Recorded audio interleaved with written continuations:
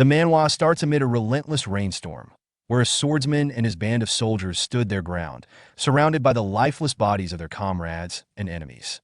The swordsman grew increasingly frustrated as the ruthless assailants, clad in dark attire and masks, relentlessly chipped away at their defenses. The cold-blooded killers launched another coordinated attack, their powerful momentum and exceptional blade skills swiftly dismantling the soldiers' formation. After dealing with the vanguard, the killers wasted no time shifting their attention to the swordsman, who was the leader of their group. Unfazed by the sight of his fallen comrades, the swordsman maintained unwavering focus on the enemy's blade. The young student displayed impressive creativity in his approach, strategically choosing the most effective way to defeat multiple enemies at once. His swift strikes left a trail of blood on the ground, showcasing his fierce determination. Despite their best efforts, the battle appeared to stretch on indefinitely. The swordsman embraced the challenge of making his last stand, undeterred by the overwhelming odds he faced. He expressed his anger towards the attackers, calling them heartless individuals. The swordsman had planned to engage in transactions with the area's influential military and economic leaders, but the circumstances had unexpectedly become perilous. They had made an agreement, only for him to be deceived, both literally and metaphorically. Regardless, the swordsman was determined to defend his master in the carriage, no matter what, even if it meant giving up his own life. The young leader inspired his remaining comrades, encouraging them to persevere with all their might, promising them that assistance was imminent. The culprit, on the other hand, had foreseen this turn of events and had arranged a malevolent surprise. The supposed reinforcement unit, intended to assist them in battle, had already been ruthlessly annihilated. The severed heads were collected as a somber reminder of the challenging situation faced by the main forces. The swordsman was left questioning the state of the world after witnessing the brutal annihilation of the cavalry by an incredibly powerful man. As an approaching banner came into view, the true gravity of their predicament became increasingly evident and incredibly frightening. The Miram Alliance leader, the legendary first heaven-piercing sword, Dam Chunha, had joined the battle. Upon observing the desolate battlefield, he couldn't help but recognize the impressive might of the Ice Pavilion, astonished by their resilience in withstanding the Miram Alliance. The swordsman, with a bold and rebellious spirit, grinned and fired back at the corrupt leader, confidently stating that his cockiness was only possible because the master of the Ice Pavilion was nowhere to be found. Filled with fury, the master assassins could not bear any form of disrespect towards their leader. Speaking out against their lord was considered a serious offense, resulting in severe consequences. Just as things were about to get worse, a figure emerged from the carriage. It was a woman, her face filled with a mix of fear and concern. She passionately urged everyone to take a momentary break, and the swordsman respectfully referred to her as Miss Wayne. She confidently assured him that she would be perfectly okay. Unexpectedly, the Crooked Lord also ordered his death squad to cease their actions, and they obediently followed his command. Amidst the chaotic battlefield, a young girl and a formidable elderly man faced off against each other. Miss Wayne attempted to initiate a conversation with the Lord, but he went on a rant, accusing her of being misled by monkeys and bringing shame to Dam Chunho's reputation. However, he recognized that errors are a part of life and can be pardoned. Underscoring his position as her father, he offered her a chance to go back to where she truly belonged. Miss Wayne asked if the remaining men of the Ice Pavilion would be spared if she agreed. Her father's stern gaze left no room for negotiation. Confronted with this situation, Miss Wayne found herself compelled to offer yet another apology to her demanding father. The leader of the Miram Alliance paused to absorb his daughter's reply before swiftly drawing his sword, its blade catching the moonlight. The swordsman, filled with a surge of creativity and resourcefulness, attempted to intervene in the face of the impending tragedy. But alas, his efforts were in vain. Without any hesitation, the determined individual sternly reprimanded their daughter for going against their wishes. As the swordsman sought vengeance, the lifeless form of Miss Wayne fell to the wet earth, leaving her father to mourn the loss of his beloved child. He said he lost her because of mindless orcs. With the matter resolved, he made a firm commitment to reclaim the essence of the Central Plains. It was the responsibility of his ruthless soldiers to handle the situation and tidy up the aftermath. The assault acted quickly, eager to spill the blood of the Ice Pavilion. Nevertheless, the swordsman stood confidently, effortlessly dispatching the initial onslaught with his own master technique. With unwavering determination, he rallied his remaining comrades, inspiring them to bravely battle until the very end. After Miss Wayne's passing, Their sole focus shifted towards seeking revenge. The sight of the once lively woman's distressing condition motivated them to confront the culprits with all their might. As Miss Wayan's consciousness faded, her only desire was to return. She had made a commitment to someone, but now it felt like an insurmountable challenge. Maybe in a different existence, she would have the opportunity to fulfill that pledge. In the ice pavilion, the leader of the pavilion, Northern Sea Palace Master Seol Mudok, sat on his throne, deep in thought as he tried to make sense of the reports he had received. The ice pavilion, along with Lord Bai Muyue, who was on a diplomatic mission to negotiate with the Martial Alliance, fell victim to a surprise attack by the Murim Alliance and suffered a devastating defeat. As the messenger repeated the report, Seol Mudok's composure finally broke. A powerful storm erupted from the throne, casting a brilliant light across the room. The messenger and his loyal aides stood in silence, witnessing their master's fury taking shape. Seol Mudok stood up from his throne, driven by a burning desire for revenge. With unwavering determination, he set his sights on the Murim Alliance, determined to eliminate every single member and ensure their complete eradication, no matter the cost. Backed by the formidable combat force of the Northern Sea Palace, the Central Plains were on the brink of witnessing an extraordinary demonstration of power. Years later, on a chill winter evening, the epic battle fought by the Northern Sea Palace reached its thrilling climax. With their relentless drive, it was only a matter of time before they pushed the formidable alliance leader to their limits. Amidst the chilling landscape of crimson snow and fallen comrades, Lord Dam Chunha pondered the devastating defeat that had befallen them.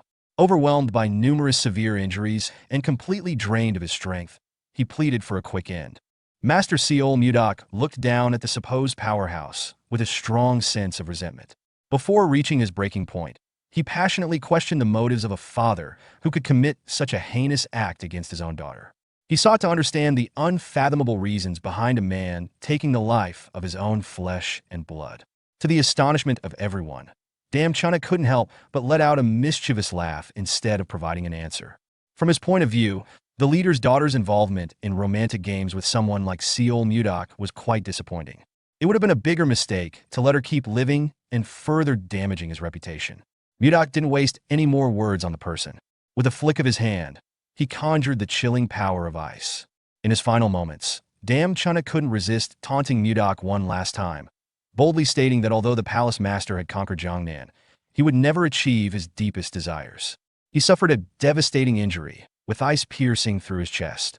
Despite his impressive achievements, Dam Chunha's overconfidence proved to be his undoing. As he faced his last moments, a montage of memories played out before him. He remembered the joy of carrying his young daughter on his shoulders, the times when his ambition consumed him and he neglected his role as a father, and the instances when he exerted too much control over Wayan's life. He recalled the evening she reached her breaking point and escaped from her ordinary life. The final recollection that plagued him was the instance when he tragically took his daughter's life. Even in his last breath, the creature felt a burning anger and bitter resentment. That night was a turning point of great significance. With the passing of Dam Chunha, the leader of the Murim Alliance, the epic battle that had raged on for 6 years finally reached its conclusion. The legendary figure of the Northern Sea Palace Master Seol Mudok, emerged as the triumphant victor. That evening marked his rise to power as the undisputed leader of the Central Plains. Nevertheless, Seol Mudok showed no signs of happiness or excitement. He peacefully observed the moon, embracing the gentle snowfall. After the war came to an end, a new era of tranquility emerged at a solitary, withering flower rested upon the Lord's desk in his private chambers. When all was said and done, Seol Mudok was left with nothing but a wilting flower. He distinctly recalled Wayan enthusiastically summoning him to witness something remarkable. With a burst of energy, she burst into his room, proudly presenting a beautifully blossomed flower, the lotus of love. Legend has it that this flower would only reveal its vibrant petals when it sensed a deep connection between two people. Wayan couldn't help but feel emotional. Although she had always been confident in Seol Mudok's affection for her, she started to feel anxious about the lotus not blooming. However, it had flourished magnificently, providing evidence that their affection was mutual and that Mudok genuinely cared for her. He held her close, showing that she was the center of his attention. Ever since, he had felt immense gratitude towards the flower for bringing Wayan so much joy. With an unwavering devotion, Mudok planned to transform an entire garden into a breathtaking display of lotus of love flowers, a heartfelt tribute to the person who captured his heart. Despite his best efforts, she remained ingrained in his memory. Indeed, he had fought against the entire Miram alliance on her behalf. The dying lotus of love unexpectedly started to shimmer and blossom, much to Mudok's amazement. Baffled by this seemingly impossible occurrence, he called upon his loyal shadow, Myong, who promptly materialized. Mudok was desperate for someone who could unravel the mysterious events that unfolded right before his eyes. He was willing to go to great lengths, even scouring the vast central plains in search of knowledgeable experts. Myong quickly carried out the master's commands. After a few days, all the necessary preparations were finished, and a group of individuals was escorted to the Grand Palace. The Manbaksha, known for their extensive knowledge, had assembled at the Northern Sea Ice Palace, yet they were unaware of the purpose behind the new superpower's invitation. Their moment of uncertainty quickly dissipated when a powerful voice from above beckoned them to approach. A door swung open, casting a brilliant beam of light upon them. Despite their hesitations, they had no alternative but to move forward. As they stepped outside, the Manbaksha were amazed by the incredible sight that unfolded before their eyes. A vibrant garden bursting with an array of beautiful lotus of love flowers. Even the most seasoned experts among them had never seen a garden so full of these mythical flowers.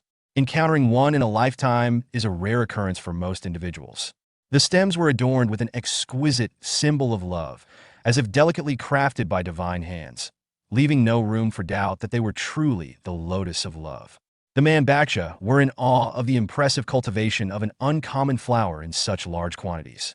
One of the Manbaksha asked the others if they liked the flowers, and in their excitement, they almost forgot to inquire about the man's identity. Seol Mudok presented himself as the garden's proprietor, but among the ordinary people, he held the title of the supreme leader of the Central Plains, the most influential figure in the kingdom. He described how their love had brought forth these blossoms, but when she passed away, the first flower withered away as well. Surprisingly, that lone flower had somehow been brought back to life and blossomed once again. Although the Manbaksha were highly knowledgeable scholars in the Central Plains, this phenomenon may have been outside their area of expertise. Luckily, the oldest Manbaksha was able to come up with a potential explanation. Mudok's excitement peaked as he eagerly requested the old man to reveal his theory.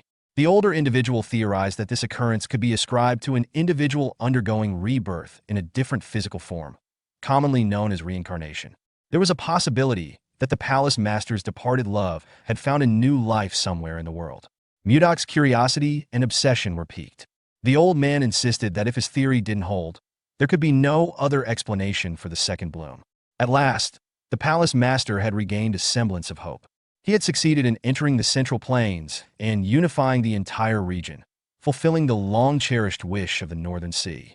But all that had remained was emptiness. Now was the time to remedy that. As the Northern Sea prospered, Mudok's longing for Wayan only grew. The day he lost her, he couldn't find a purpose to continue living aside from the burning hatred against the Miram alliance. Mudok demanded details and plans at once. It was said that the lotus of love glowed when two lovers were in the same place, a concept they would use as their basis. Mudok knew this to be true. As the night Wayan showed him the lotus, it had glowed for the first time. However, carrying a live flower might prove difficult, so the old man suggested crafting the lotus of love into a piece of jewelry for easy transport. Mudok entrusted everything to the old man and the Manbaksha, setting a departure date in 10 days. If all went well, he promised to reward each Manbaksha with 100 nong of gold, a sum that sounded like generational wealth. The palace master departed from the garden, leaving the scholars to work on the plan. This single meeting had lifted Mudok's spirits from the depths of despair. He had truly believed he would never see the love of his life again, but now Mudok had hope once more. He had a purpose. This time, he swore never to let go of this hope, no matter where Wayan might be. Even if it was in the deepest depths of hell, he would follow. He could only hope that Wayan could wait for him. It had been a while since the search began. The team, led by the palace master, continued to set sail in search of the possibly reincarnated Wayan. Inside the ship, Mudok had been stressing over the routes they needed to scour. They had nearly covered the entire Central Plains, and the only place left to look was Hainan. 3 years and 5 months had passed since he started the search for the love of his life, yet he hadn't found her anywhere in the Central Plains. During this time, he never neglected his cultivation. Mudok had advanced from the transformation realm to the profound realm, experiencing complete metamorphosis twice, and yet the search continued to bear no fruit. His only hope was the region of Hainan. With the lotus of love jewelry around his neck, Mudok couldn't afford to give up now. He remembered the last time they shared a meal. He had been vehemently against her going to the meeting in person, but Wei had insisted that her father had decided to attend the negotiations. She believed that if she was there, maybe the Murim leader would understand Mudok's vision. Mudok had considered the possibility of a trap, but Wei wanted to put her trust in her father just this once. Upon careful consideration, Mudok had sighed and given in, unable to resist Wei's whims. He had agreed on the condition that if anything seemed off, she must not hesitate to get out of there and come back to him immediately. Before departing, Wei had left him something very important, a golden ring fashioned into a necklace. It was a keepsake from her late mother, said to have the power to return to the person who gave it. She believed that the necklace would always lead them back to each other's arms. The last thing Mudok heard her say in her sweet voice was not to worry about her, as she would never leave his side. In hindsight, Mudok regretted letting her go like that. He knew he should have stopped her at all costs back then, but dwelling on what-ifs was futile now, especially when the ship crew was clamoring about an approaching storm down on the deck. The poor shipmates held on for their dear lives as strong winds and heavy rain tested their boat. Mudok came upstairs to see what the chaos was all about. A sudden storm was not on their itinerary at all. Upon seeing the full view of the storm, even the strongest man in the realm was taken aback. Looking to the side, a tidal wave as high as 3 times their ship was moving closer at an alarming speed. Mudok stood his ground and activated his protective key, coupled with the 1,000-pound hammer technique. He braced himself for impact as the waves swallowed the ship whole. Most of the crew were knocked out of the ship, left to fend for themselves in the choppy seawater in the middle of a catastrophic storm. No one was safe. Everyone on the deck was vulnerable to getting swept away. At this rate, this could be everyone's final voyage. Mudok couldn't let that happen on his watch. He activated his telekinetic grasp, conjuring multiple beams of intangible light that swiftly headed for the water. The telekinetic lights dove into the surface to look for any survivors who had been knocked out of the ship. This should be a good start. Mudok was confident that he could rescue everyone in time, but that might not be the case as another tidal wave loomed upon them. This time, it looked a lot bigger than the last one. The remaining crew were frozen in fear of what was about to come. They couldn't survive something like that wave at all. Mudok reached for his blade. He knew that the ship couldn't take much more of this cursed storm, so there might be only one viable option left. He wanted to use his blade and ice manipulation in conjunction with each other to confront the force of nature directly. The temperature around the area suddenly plummeted, sending a chill through the remaining crew. It was only natural, as the Palace Master had a plan to freeze the waves using his freezing ice wind technique. As he prepared his blade for the strike, the Lotus of Love necklace began to emit an unprecedented glow. The brightness of the light was so intense that it cut through the approaching wave with a piercing glow. The attack was abruptly halted when Mudok found himself temporarily blinded by the intense glare of the lights. Being pulled out of the ship, he found himself losing control of his body as he was drawn toward the captivating light in the distance. Following the storm, the ship emerged unscathed, standing strong. The crew was astounded by what they saw. The light was unlike anything they had ever seen before. As the gloomy skies dissipated, a breathtaking tropical paradise unfolded before their eyes, with a stretch of land within reach.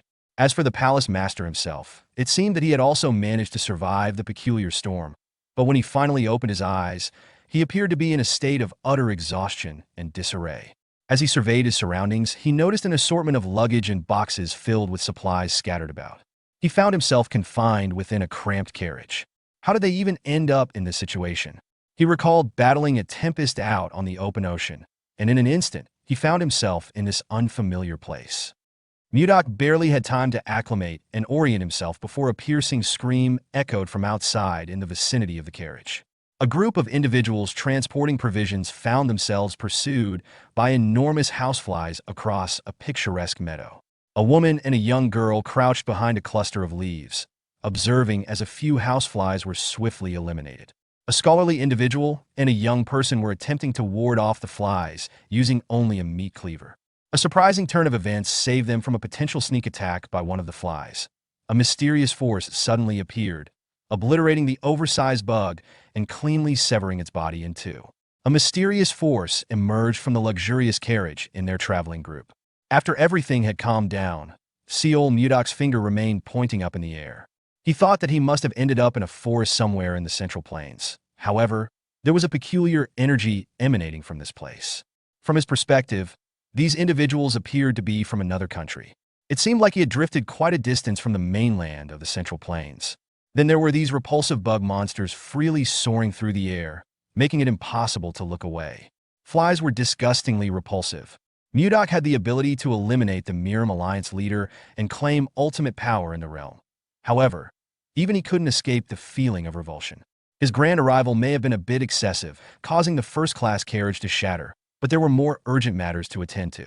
Foreigners and oversized flies swarmed around him, creating a chaotic scene.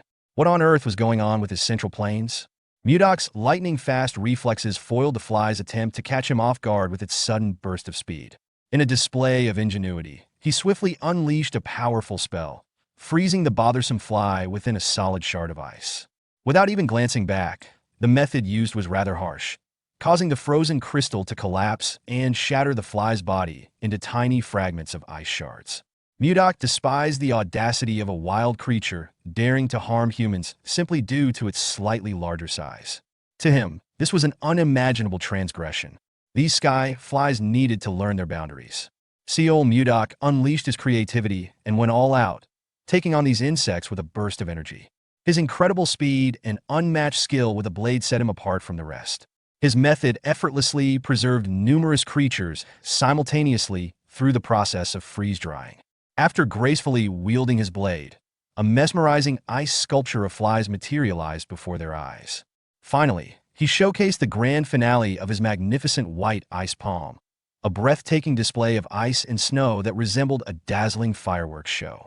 This should be more than sufficient effort for those insignificant pests. The foreigners were amazed by the incredible abilities of this unique individual.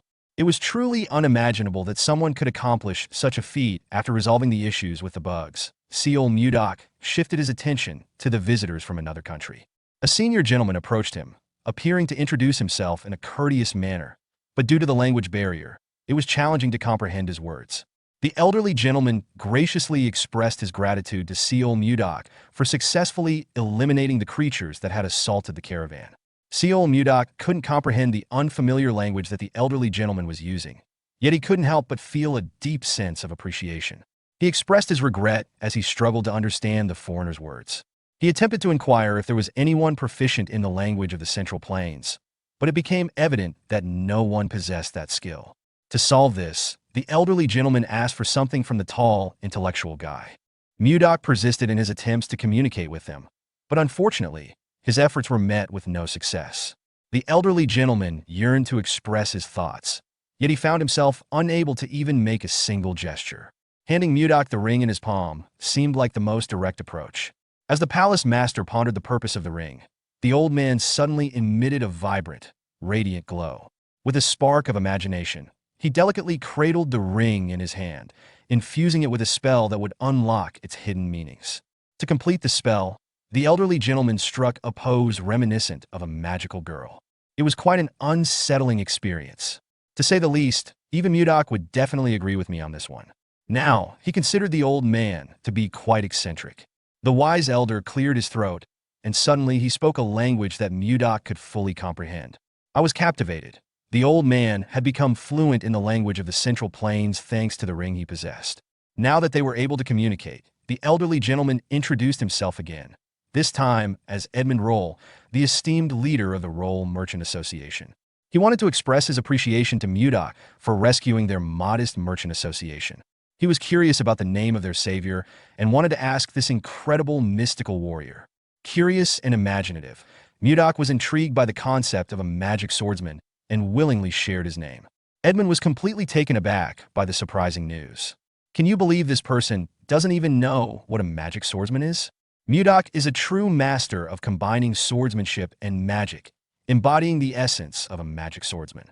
It's pretty clear my friend Mudok was completely clueless about the concept of magic. Now, Edmund was feeling extremely overwhelmed. This mysterious individual with silver hair had just demonstrated a mesmerizing display of ice manipulation in front of a captivated audience. However, to everyone's surprise, he professed to have no knowledge of the mystical arts. It's quite intriguing, the palace master thought. He despised being left with unanswered questions. Seol Mudok was growing increasingly frustrated as Edmund struggled to articulate these fundamental ideas. If it weren't for Mudok approaching him with ice magic in hand, demanding answers, he might have stood there pondering indefinitely. Edmund was certain that the person they were dealing with was completely insane. The elderly gentleman entered the room since this Mudok individual was unaware. They would simply explain in straightforward language before becoming extremely upset and going on an intense rampage.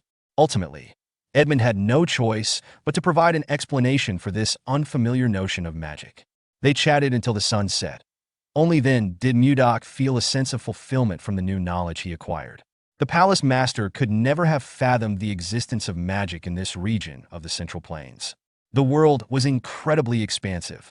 Edmund couldn't help but notice the constant chatter about the Central Plains, even though he had no clue about its location or significance. When he inquired, Mudok felt a slight sense of offense. Why would this elderly gentleman inquire about the location of the Central Plains when we are already standing right on top of it? Mudok inquired. The elderly gentleman seemed to have misplaced his current whereabouts. He was simply inquiring because it seemed quite remarkable to be unaware of the Central Plains while residing in the very heart of it. Edmund dismissed this as nonsense, but he still held great respect for the formidable swordsman with extraordinary powers. He excitedly described their current location as a forest on the way to the capital of Drake Kingdom, Baronet. The determined lord was firmly committed to his beliefs. He confidently stated that he had never heard anyone refer to the Central Plains as Drake or whatever. He even claimed that Edmund was losing his mental faculties. Nevertheless, Edmund remained composed and maintained that he was merely 50 years old, with plenty of time before any decline in mental abilities. Instead, he was concerned about Mudok, as he persistently claimed they were in the Central Plains after being rescued. If we are unable to reach a definite conclusion, we could simply inquire with the individual who has been observing us from behind the nearby tree. Edmund was taken aback by Leo's unexpected eavesdropping on their conversation. Mudok asked the young man if they were in the Central Plains or Drake. When Leo did not respond immediately, Mudok gave the kid a stern look.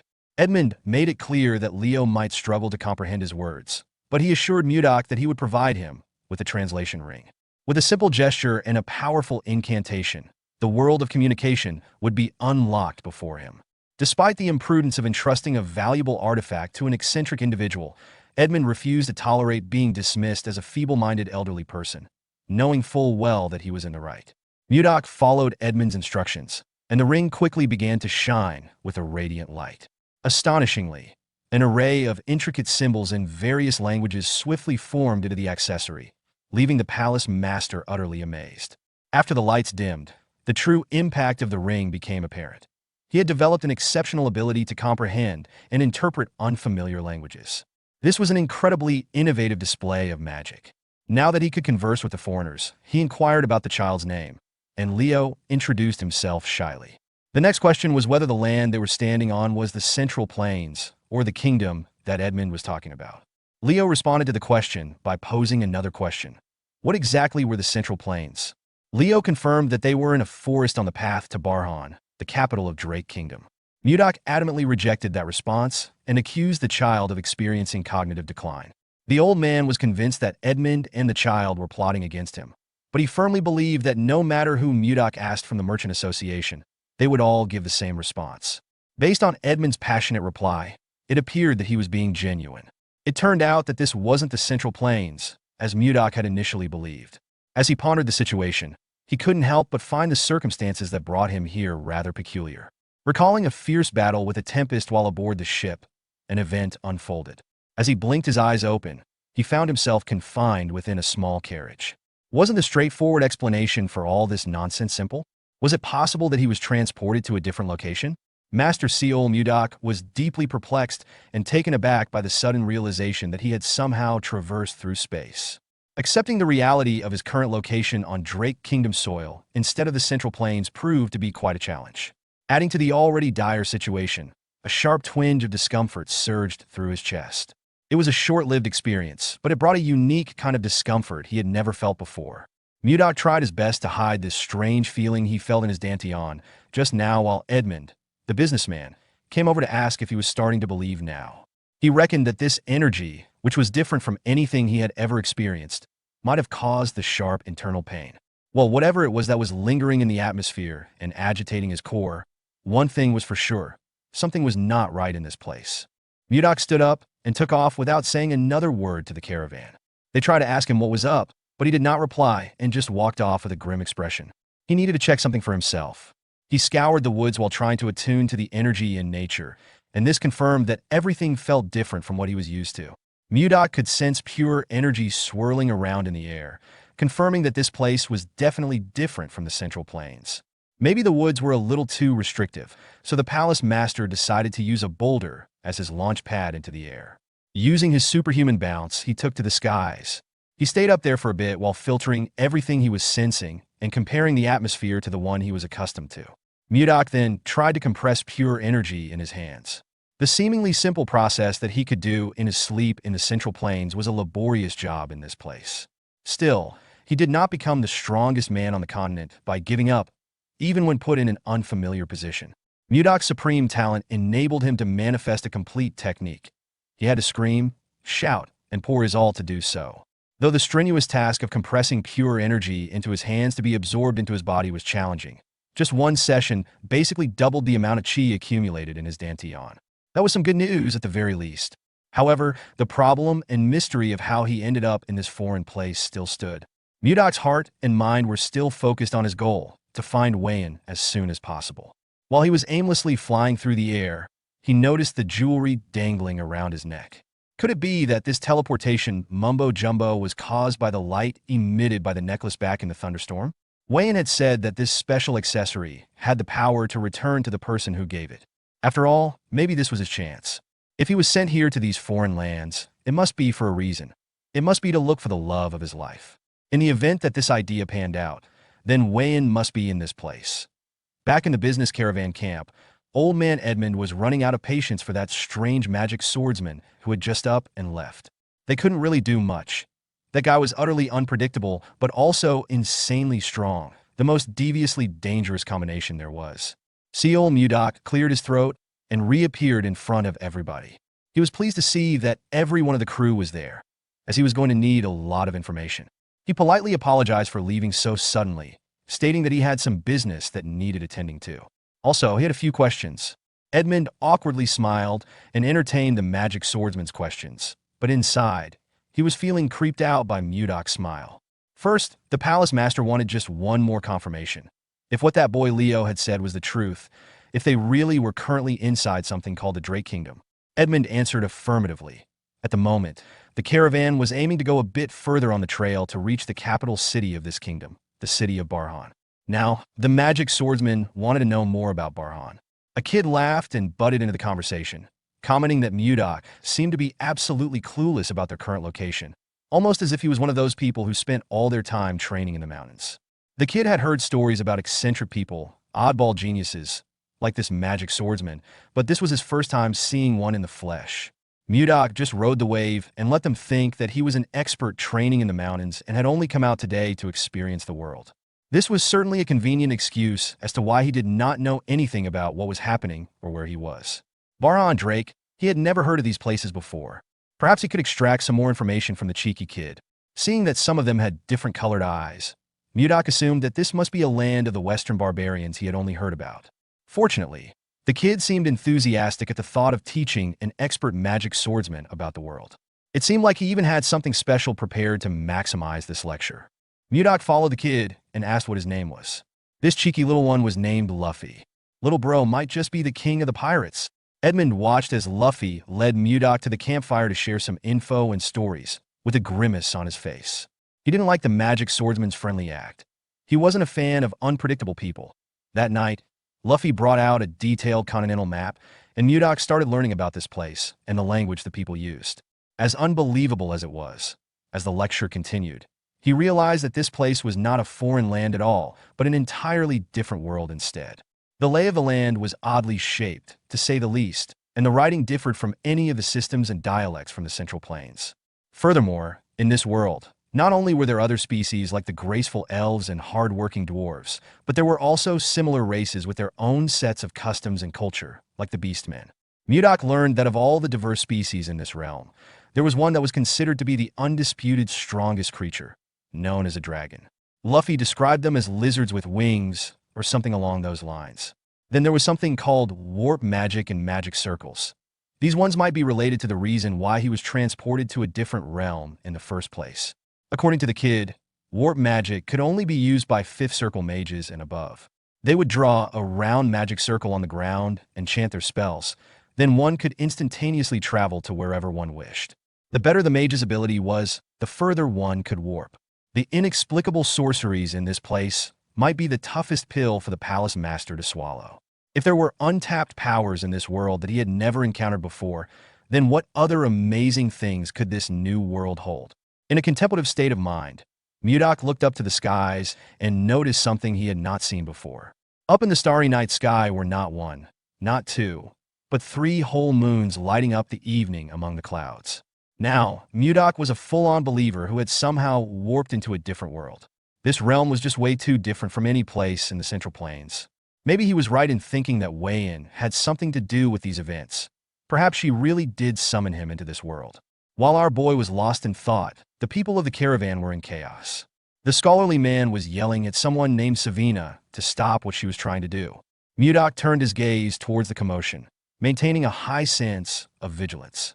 He couldn't see what was happening, but from the emotionally charged noise alone, he could tell that something serious was happening at the campfire. The blonde young lady looked like she was enraged by something. She was yelling at everyone while thick and unnatural discolored veins popped up along her neck. Blondie was holding a little girl hostage with a knife in her right hand. She warned everyone to maintain their distance and not get any closer, swearing that she would kill everyone in sight. The scholarly man tried to plead with Savina to calm down and promised that when they reached the capital, they would be able to heal her sickness, as there were many capable magicians in the capital. Emma would even call in a few favors too. Savina just needed to let go of the scared little girl Annie. Savina didn't buy a word that the scholarly Charles was saying. She wasn't a fool. Even if they reached the capital on time, healers were rare. If they managed to find one, the astronomical cost of their services would be impossible to afford. There was an assassin bug's egg lodged deep in her heart, and it could hatch into a larvae at any moment, killing her. No one could deal with this problem. Charles wanted to refute what she was saying, but Savina was right. It was highly likely that she would helplessly die soon when the egg hatched into a larvae. It wouldn't just tear her apart. The same would also happen to Annie, who was exposed to the eggs at the same time. She was in the fight earlier. Savina thought that the only humane way to go was to die before the disgusting hatching began, while they were still in one piece and lucid. But the mysterious magic swordsman might have a few words to say to the young lady. Now that Mudok had a rough idea of the overarching situation, he reached his hand out while it emanated the essence of frost. No one saw him move. They just heard his voice, and suddenly Savina's dagger aimed at the child's neck was now in his hand. Mudok offered to treat her. In exchange, Savina was scared, confused, and paralyzed. Mudok just instructed her to come and sit down for a minute, as the treatment must be done soon. Edmund interjected, asking if Sir Magic Swordsman was also well-versed in the art of healing magic. Mudok admitted that he was wholly unfamiliar with the concept of magic, as he only knew a few healing techniques passed down from where he was originally from. When Mudok told Edmund and Charles to calm down for now, they felt a huge weight lifted from their shoulders. The old man came up to him and started begging for the children to be saved. He didn't have much to give as payment, but he would gladly repay the magic swordsman with all his heart. That just creeped Mudok out. He was already going to heal the kids without all the weird offerings old man Edmund proposed. He announced that he would begin the treatment, so everyone should step back a little bit. Edmund led his people to follow the magic swordsman's instructions to back off while Mudok walked closer to his patients. He assured Savina and Annie that there was no need to be so tense, as the treatment wouldn't take long to finish. All the girls had to do was close their eyes, relax, and believe in the expert's technique. Mudok started manipulating their internal energy, which seemed to cause minimal discomfort. The bug's eggs should be near their hearts, so the focus of this operation was quite sensitive. Using just his palm and his ability to sense inner energy, Mudok tried to locate the bug eggs diligently. Upon sensing some suspicious foreign material inside the girls' hearts, he stopped and his eyes widened. He had finally found it, the root cause of what made Savina act all crazy. Their hearts were under a lot of stress while the bug eggs rapidly maturing. In a tense atmosphere, everyone watches as Mudok prepares to treat Savina and Annie, who are suffering from the effects of bug eggs lodged in their hearts. Fortunately, the eggs have not yet hatched. Mudok contemplates whether he can control his energy to burn the eggs without harming the girls' hearts. As he concentrates, his hand begins to shine, and he channels his powers into their bodies. When his energy reaches inside their hearts, both girls start to glow and pant heavily from the strain of the treatment. After a moment, Mudok stands up and confidently declares that the procedure is complete. The girls are astonished, questioning if he is serious. Mudok explains that he has destroyed all the bug eggs, allowing them to rest easy now. Edmund and the others express their amazement at Mudok's abilities. Edmund approaches Mudok to confirm that both Annie and Savina are indeed fine. Leo, curious about the outcome, asks if it is all over now. Mudok reassures them, stating that there will be no side effects from the procedure. Savina expresses her gratitude, calling him a savior, and everyone bows in appreciation. As admiration for Mudok grows, especially from Luffy, he steps onto a nearby cliff and sits down under a tree. Feeling the weight of the day, he touches his necklace, feeling a deeper longing for Wayne. He gazes up at the 3 moons in the sky, wishing for a reunion. The next morning, carriages make their way toward the kingdom, with Edmund leading the exhausted group. He complains about the scorching weather. Luffy offers him some water, to which Mudok gratefully responds. Observing the water's warm temperature, Mudok decides to cool it down by releasing a bit of cold energy. After some effort, he manages to make the water colder and drinks it eagerly. Luffy comments on the intense heat of the day and checks in on Mudok, asking if he's doing all right. Mudok replies that he's managing, saying it's better than before. Luffy then notices a strange sound coming from his water bottle. Mudok, with a playful gesture, touches Luffy's face with the bottle, surprising him by revealing that it's cold. Astonished, Luffy asks why the bottle is so cold. Mudok advises him to drink it, and Luffy begins to gulp down the chilled water. As the cold liquid runs down his throat, Luffy wonders if it's like drinking ice, feeling a refreshing splash of cold throughout his body. Mudok, smiling, asks if the water is refreshing. Luffy, delighted by the experience, asks if Mudok could also freeze his own water bottle, his eyes sparkling with excitement. Mudok, having appreciated Luffy's help earlier, agrees to his request. He uses his powers to chill Luffy's bottle and, after a short while, announces that it's done. Luffy becomes overjoyed, while Mudok, still smiling, gazes at his reaction. However, Mudok's expression changes abruptly as he notices everyone else around them holding out their water bottles. Realizing that they too want their water bottles frozen, they begin pleading with him to do the same. Mudok, though slightly amused by the situation, decides to grant their wish. After using his powers again, everyone is seen joyfully sipping cold water from their bottles, all with sparkles in their eyes. Mudok smirks, thinking to himself that while it wasn't difficult to grant their requests, this might open the door to further demands. At this point, Edmund taps Charles on the shoulder, asking what's going on. Charles turns around to find Edmund behind him, who is also confused and asks someone to explain the situation. Luffy informs Edmund that the magic swordsman Mudok made him some ice water, and the others saw it too. Surprised, Edmund asks what ice water Luffy is referring to. Sweating profusely from the heat, Edmund hurries over to Mudok, who notices his condition and asks what's wrong. Without hesitation, Edmund sits in front of him, takes out his own water bottle, and requests some ice water as well. Mudok, a bit puzzled, agrees and tells Edmund to pass him the bottle. As Mudok cools the water, he reflects that staying with the caravan to learn more about this place could be beneficial, especially now that he has solved the language barrier. Offering ice water seems like a simple enough task. After a moment, Edmund starts gulping the chilled water, thanking Mudok. But soon, Edmund begins to feel something strange and questions Mudok on how he created the ice. Mudok, confused by the inquiry, asks if something is wrong. Edmund, with a serious face and sparkles in his eyes, responds with enthusiasm, stating that the ice is absolutely perfect. He explains that he has tried all the ice available on the continent, but none compare to the quality of this ice, which he finds truly extraordinary. Mudok is perplexed, asking how the ice could taste different, as he simply froze the water. Edmund clarifies that when mages create ice using the cold attribute of mana, impurities from the mana often get mixed into the ice, affecting its taste. Each mage has a unique mana signature, so creating pure ice is rare and difficult. However, the ice Mudok created was exceptionally pure, which is why it tasted so good. Realizing this, Mudok now understands why everyone reacted so enthusiastically to something as simple as ice. He almost feels pity for them, but, in a good mood, decides to make more ice for the group. As he prepares to activate his powers again, Edmund interrupts him, raising his hand toward the sky. Curious, Mudok asks what's going on. Edmund then tells him that he has a proposal for him.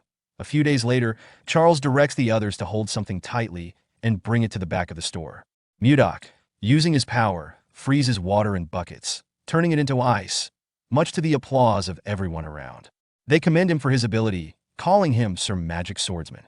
As he hears someone shouting to move faster, Mudok becomes curious and asks Edmund what's going on. Edmund reveals that he plans to revive his merchant association by selling the ice Mudok creates. Mudok reflects on this, realizing that Edmund's praise for the ice and his insistence on him being a mage were all part of a hidden agenda. He recalls Edmund mentioning that the arrogant Fourth Circle mages produce poor quality ice, which opens a niche market for high-quality ice like Mudok's. Mudok, understanding that Edmund just wants to revive his struggling business without any ill intentions, considers negotiating terms for this new partnership, as he doesn't want to work for free. Mudok proposes a 70-30 profit split, with 70% going to him for making the ice and 30% to Edmund for selling it. Edmund is surprised and asks for clarification. Mudok explains that since he's the one creating the ice, he should get the larger share.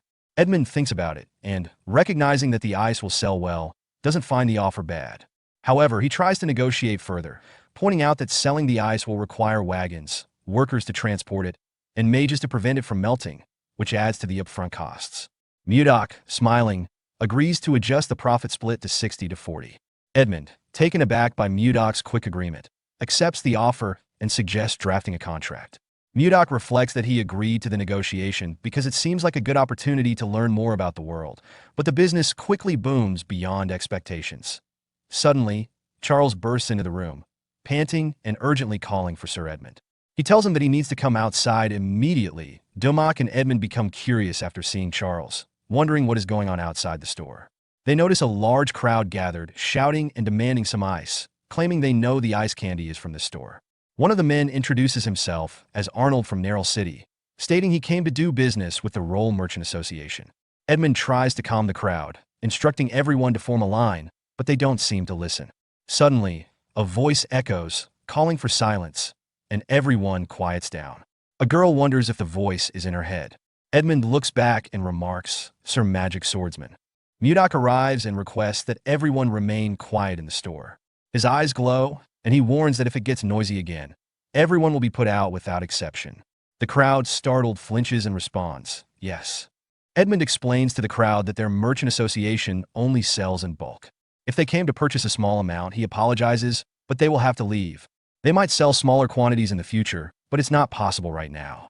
The crowd becomes worried, with one girl questioning if they came all this way for nothing. A man pleads for just a small amount, but Mudok stares at them, terrifying the crowd into leaving, muttering about their wasted trip. Mudok smiles and remarks, off they go. Edmund then addresses the remaining people, asking them to line up. A man introduces himself as being from the Meiji Merchant Association. Another introduces himself as Benjamin Butler of the Count Slave family, and another from the Arista family. Edmund is pleased, reflecting on their good fortune. The Meiji Merchant Association is one of the top 10 on the continent, and they now have the kingdom's prestigious Count Slave family and other noble families involved. Edmund knew they could make a lot of money, but he hadn't expected to be this lucky. He realizes that all this success is thanks to Sir Magic Swordsman. Without him, the Merchant Association wouldn't have had this opportunity to revive itself. Edmund notices Mudok yawning and suggests that he take a break now that the busiest part of the day is over. Mudok asks if everything is under control, and Edmund confirms that he can handle the rest. Waving his hand, Mudok acknowledges this and wishes Edmund good luck as he leaves. Edmund watches him leave and reflects.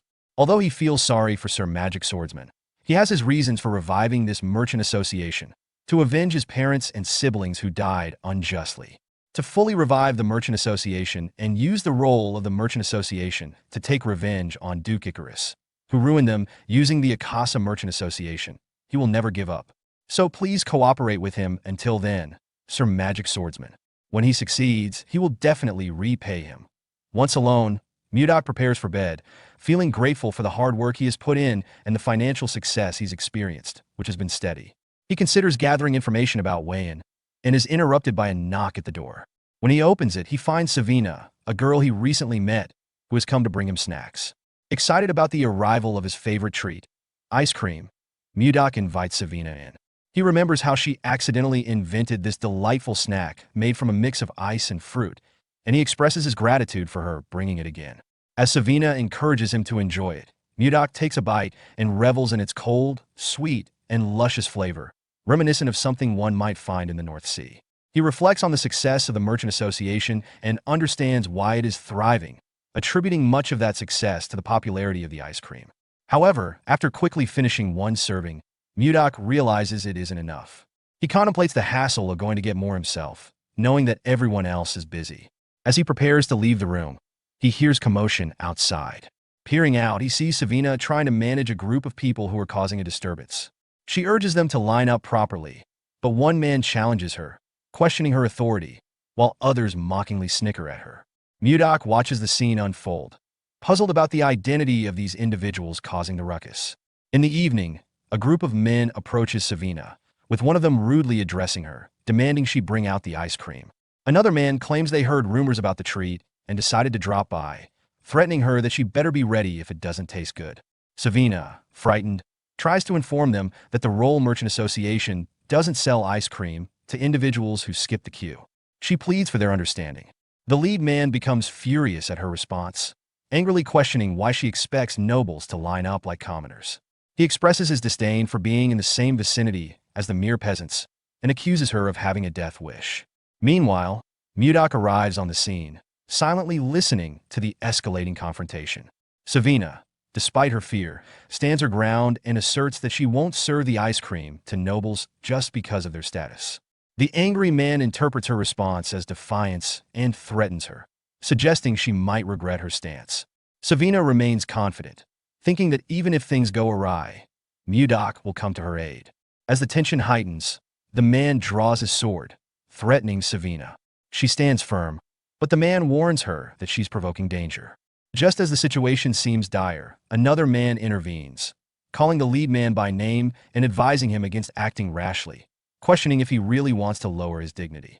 The lead man, named Samuel, seems surprised and apologizes, while Savina is startled by the sudden shift in the confrontation. The intervening man approaches Savina and expresses his eagerness to try the ice cream, but his piercing golden gaze sends a chill through her, causing her to tremble. As he presses her to hurry and bring out the ice cream, she feels increasingly scared and requests that he wait, hoping for a resolution to the conflict. As the tension escalates, Edmund steps into the scene, asserting that the Roll Merchant Association does not sell ice cream to those who cut in line. He questions Savina, reminding her of the rules, to which she apologizes. Mudok observes the situation and believes it seems like there is something between them for him to have such a strong reaction. Edmund then firmly instructs the nobles to leave, expressing that he cannot tolerate any further disregard for the merchant rules. Samuel, one of the nobles, becomes enraged at this perceived insult, declaring it outrageous for Edmund to challenge a noble's authority. Edmund clarifies that the refusal to sell ice cream isn't solely due to their cutting in line. He implies there's a deeper issue at play. When a noble in the crowd asks for clarification, Edmund suggests they inquire about Duke Icarus directly. This mention confuses the crowd, who are uncertain about the Duke's involvement. Suddenly, a noble steps forward, demanding to know how Edmund knows his father, Duke Icarus. Edmund is momentarily speechless, and the noble recognizes him, exclaiming that he must be one of the survivors from the Roll Merchant Association. As the noble smirks, the other nobles visibly flinch, recalling the dangerous demeanor that mirrors Justin. Justin then draws his sword, declaring that for the crime of insulting a noble, Edmund will pay with his life. He raises the sword, preparing to attack. In this moment of impending doom, Edmund, frustrated by his inability to avenge his family, closes his eyes, mentally preparing himself for death, feeling helpless in the face of such hostility. Suddenly, Mudok intervenes just as Justin is about to strike Edmund, shocking everyone present. He blocks Justin's attack effortlessly with his hand, prompting Justin to step back in disbelief. Enraged, Justin accuses Mudok of having a death wish for daring to interrupt him. Meanwhile, Mudok sighs, reflecting on the absurdity of the situation. He had simply come to get more ice cream when he encountered the nobles, who had become hostile over a line-cutting incident. Mudok addresses Justin, pointing out that the young nobles lack manners and takes this as an opportunity to teach him a lesson. Confused, Justin questions Mudok's comment, to which Mudok responds that he will correct Justin's behavior today. In response, Justin, furious and insulted, activates his magical sword and charges at Mudok, vowing to kill him. As he swings his sword with destructive force, Mudok remains calm and effortlessly dodges all of Justin's attacks. He remarks on Justin's talent, suggesting it is impressive for someone so young. However, Mudok emphasizes that no matter how many times Justin strikes, he will not land a hit. Mudok explains that righteousness should be accompanied by reason and harmony, asserting that Justin's actions reflect poorly on nobles as a whole. Despite Justin's aggression, Mudok decides to be magnanimous, choosing to adjust Justin's manners rather than retaliate with violence. Justin's anger escalates as he calls Mudok a bastard, questioning how he dares to speak to a noble in such a manner.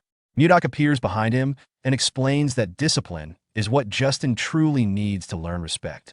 This statement takes Justin aback, and Mudok reflects on his actions and remind himself of the teachings from the Central Plains. His attachment to Wayan has made him forget the realities of the world, and he realizes that all truths ultimately come down to him. Determined to assert his dominance, Justin decides to use his skill called Survival of the Fittest, Formless Chi. He launches an attack, but Mudok easily counters it. In his attempt to dodge Mudok's blow, Justin fails and finds a hole in his wrist, causing him to scream in pain as he collapses to the ground, frightened and vulnerable. As Mudok looks at Justin, Edmund appears behind him, astonished and asking what had just transpired. The other nobles watch in terror as Mudok approaches, warning him to stop, claiming they will cut him down if he comes any closer. Undeterred, Mudok continues toward them and asks Justin why he insists on getting up when he could have remained down. The sight of Justin standing up surprises everyone, and Mudok finds it amusing that Justin is putting on such a show of bravery. Mudok activates his powers, stating that if this is how Justin wants to play, he will demonstrate how long Justin can endure. The fight turns brutal, and Justin suffers severe beatings, leaving the other nobles in terror as they witness his deteriorating state. One of the nobles rushes to Justin's side, asking if he is okay and urging him to snap out of it. As he looks around at the rest of the Justin body, he becomes shocked and confused, believes this is impossible. Charles watches the confrontation with a look of confusion, sensing the escalating tension between Mudok and Justin. Mudok contemplates that although he is only using the strength of a first-rate martial artist, Justin seems weaker than he anticipated. He debates whether to stop, realizing he doesn't have a complete understanding of this place and should avoid killing indiscriminately. He begins to walk toward Justin, who, filled with anger, demands to know who Mudok thinks he is, insisting he knows his identity as Justin Von Icarus, and how dare Mudok treat him with such disrespect. As Justin screams in fury, Mudok, recognizing Justin's tenacity, but questioning whether he should simply kill Justin. He reflects that doing so would make him no better than those he despises. Meanwhile, other nobles rally around Justin, angrily shouting at Mudok, warning him that he cannot get away with disrespecting nobility. They demand answers, their voices laced with outrage. Instead of responding, Mudok notices a stick lying on the ground. He decides to use his telekinesis skill to grab it. This action leaves the nobles bewildered as they exchange confused glances. One noble, realizing what has just happened, asks about Mudok's abilities, while another mentions that he is a magic swordsman. Mudok then used his sword energy skill, exuding confidence as he steps closer to Justin. In response, Justin warns him not to approach, but Mudok's determination does not waver. He activates his sword chi while sporting a hysterical smile, sending shivers of fear through the onlookers. Mudok raises the stick triumphantly, taunting the nobles and declaring that they should come at him. He likens the stick to a club, saying it's the best remedy for their behavior. With a maniacal laugh, he begins to swing the stick, attacking the nobles, who scream in terror as they attempt to escape his wrath. The scene transitions to night, where the nobles are left in a state of disarray and injury, a testament to Mudok's overwhelming strength. Amidst the chaos, Justin, bruised and battered, admits that he was wrong and pleads for Mudok to stop. Another noble echoes his sentiments, acknowledging their mistakes. Samuel, visibly shaken, requests Mudok's forgiveness, assuring him that they won't repeat their offenses. However, Mudok places stick to the ground, teasingly claiming he cannot hear what they are saying as the nobles shiver in fear. Frustrated, Justin's anger simmers beneath the surface, and he vows to take revenge, imagining taking Mudok's head and trampling on it. In a louder voice, he again asserts that he was wrong and promises never to make the same mistake again. Mudok smirks, knowing that a good beating is often the best lesson, regardless of where one is. He warns them to be careful moving forward, solidifying his authority. Edmund and Charles, witnessing the entire ordeal, are filled with gratitude and relief, their eyes brimming with tears as they thank Mudok for his intervention. The next morning at the castle, a meeting is convened, with Count Slave leading the discussion. He informs the assembly that they recently received a report from an informant positioned within the Serbia kingdom. King Tomalova III prompts him to elaborate, and Count Slave details the situation in the northern region of Blackstone, which all kingdoms have successfully reclaimed. He adds that the Heathen kingdom is making efforts to develop land beyond the Sahara Desert. Duke Sergio von Icarus expresses skepticism about the feasibility of this plan, pointing out the dangers posed by monsters that inhabit the Sahara. Count Slave acknowledges the risks, but suspects that a figure named Anios may have mitigated those dangers. This revelation surprises the king, prompting Count Crash to sweat nervously as he questions the reliability of this information. Count Slave confirms its validity. Baron Arista interjects, asking for clarification about who Anios is. The king recalls hearing that Anios, one of the 10 swordsmen of the continent, has rejected numerous monetary offers and instead roams the continent without allegiance to any faction. Count Crash speculates whether Anios might have fallen in love, which leaves Count Slave momentarily speechless before admitting that this seems to be the case. This revelation piques interest, leading Count Crash to ask for more details. The king, intrigued, inquires who the object of Anios' affections is.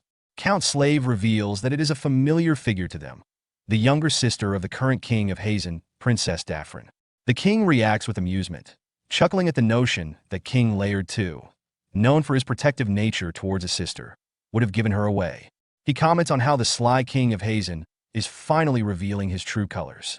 The king concludes that if this is true, then the Hazen kingdom now boasts 2 swordmasters, enhancing its power and influence in the region. Count Slave agrees with the king's assessment that the Hazen kingdom is likely to attempt territorial expansion, a goal they have consistently struggled to achieve since the reign of King Laird II. The king highlights the dynamics in the region.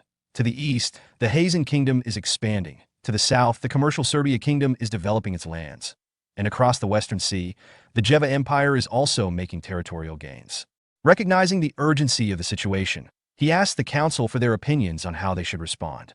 Duke Icarus suggests that it may be beneficial for their kingdom to pursue territorial expansion as well. The king, however, counters this by pointing out that they lack suitable land for such an endeavor and questions whether Icarus is proposing they cross the Laser Mountains to the north. The Duke confirms this, arguing that they have no other viable options. This suggestion surprises the other nobles present, as the king expresses doubt about the feasibility of expanding northward. He explains that even if they manage to succeed in this endeavor, the northern area is largely covered in ice, which would render their efforts ineffective. The king concludes that moving northward would likely lead to their displacement in the ongoing power struggle, causing the nobles to hesitate. The king announces that a delegation will soon be sent to the north to address the issue of territorial expansion. He then decides to conclude the meeting, suggesting they reconvene at a later date. As the council disperses, Duke Icarus grows suspicious of the king, sensing that he and Count Slave may be concealing important information. He watches them leave the hall, contemplating their potential hidden motives. At night in the king's study, the king and Count Slave, one of his trusted retainers, are engaged in a private conversation. The king begins by asking if Count Slave has made any mistakes lately, which the count denies. The king, seemingly aware of the politics surrounding his court, suggests that the Duke Icarus, which has a reputation for treachery, may be behind recent issues, as he has a history of banishing his opponents to the north over the past decade. Despite Count Slave taking the blame for these problems, the king reassures him by emphasizing that he is the only retainer the king can truly trust. Then Count Slave humbly accepting the king's praise. The conversation then shifts to a lighter topic as the king mentions rumors of ice being sold in the capital and asks Count Slave about it. Count Slave explains that the king must be referring to ice candy sold by the Roll Trading Company, which is distinct from ordinary ice due to its sweetness, a new or unusual delicacy gaining popularity in the kingdom. In this scene, the king continues his conversation with Count Slave, asking how late the Roll Trading Company remains open. Count Slave informs the king that the company operates until quite late, and he begins to think that the king is interested in trying the ice candy.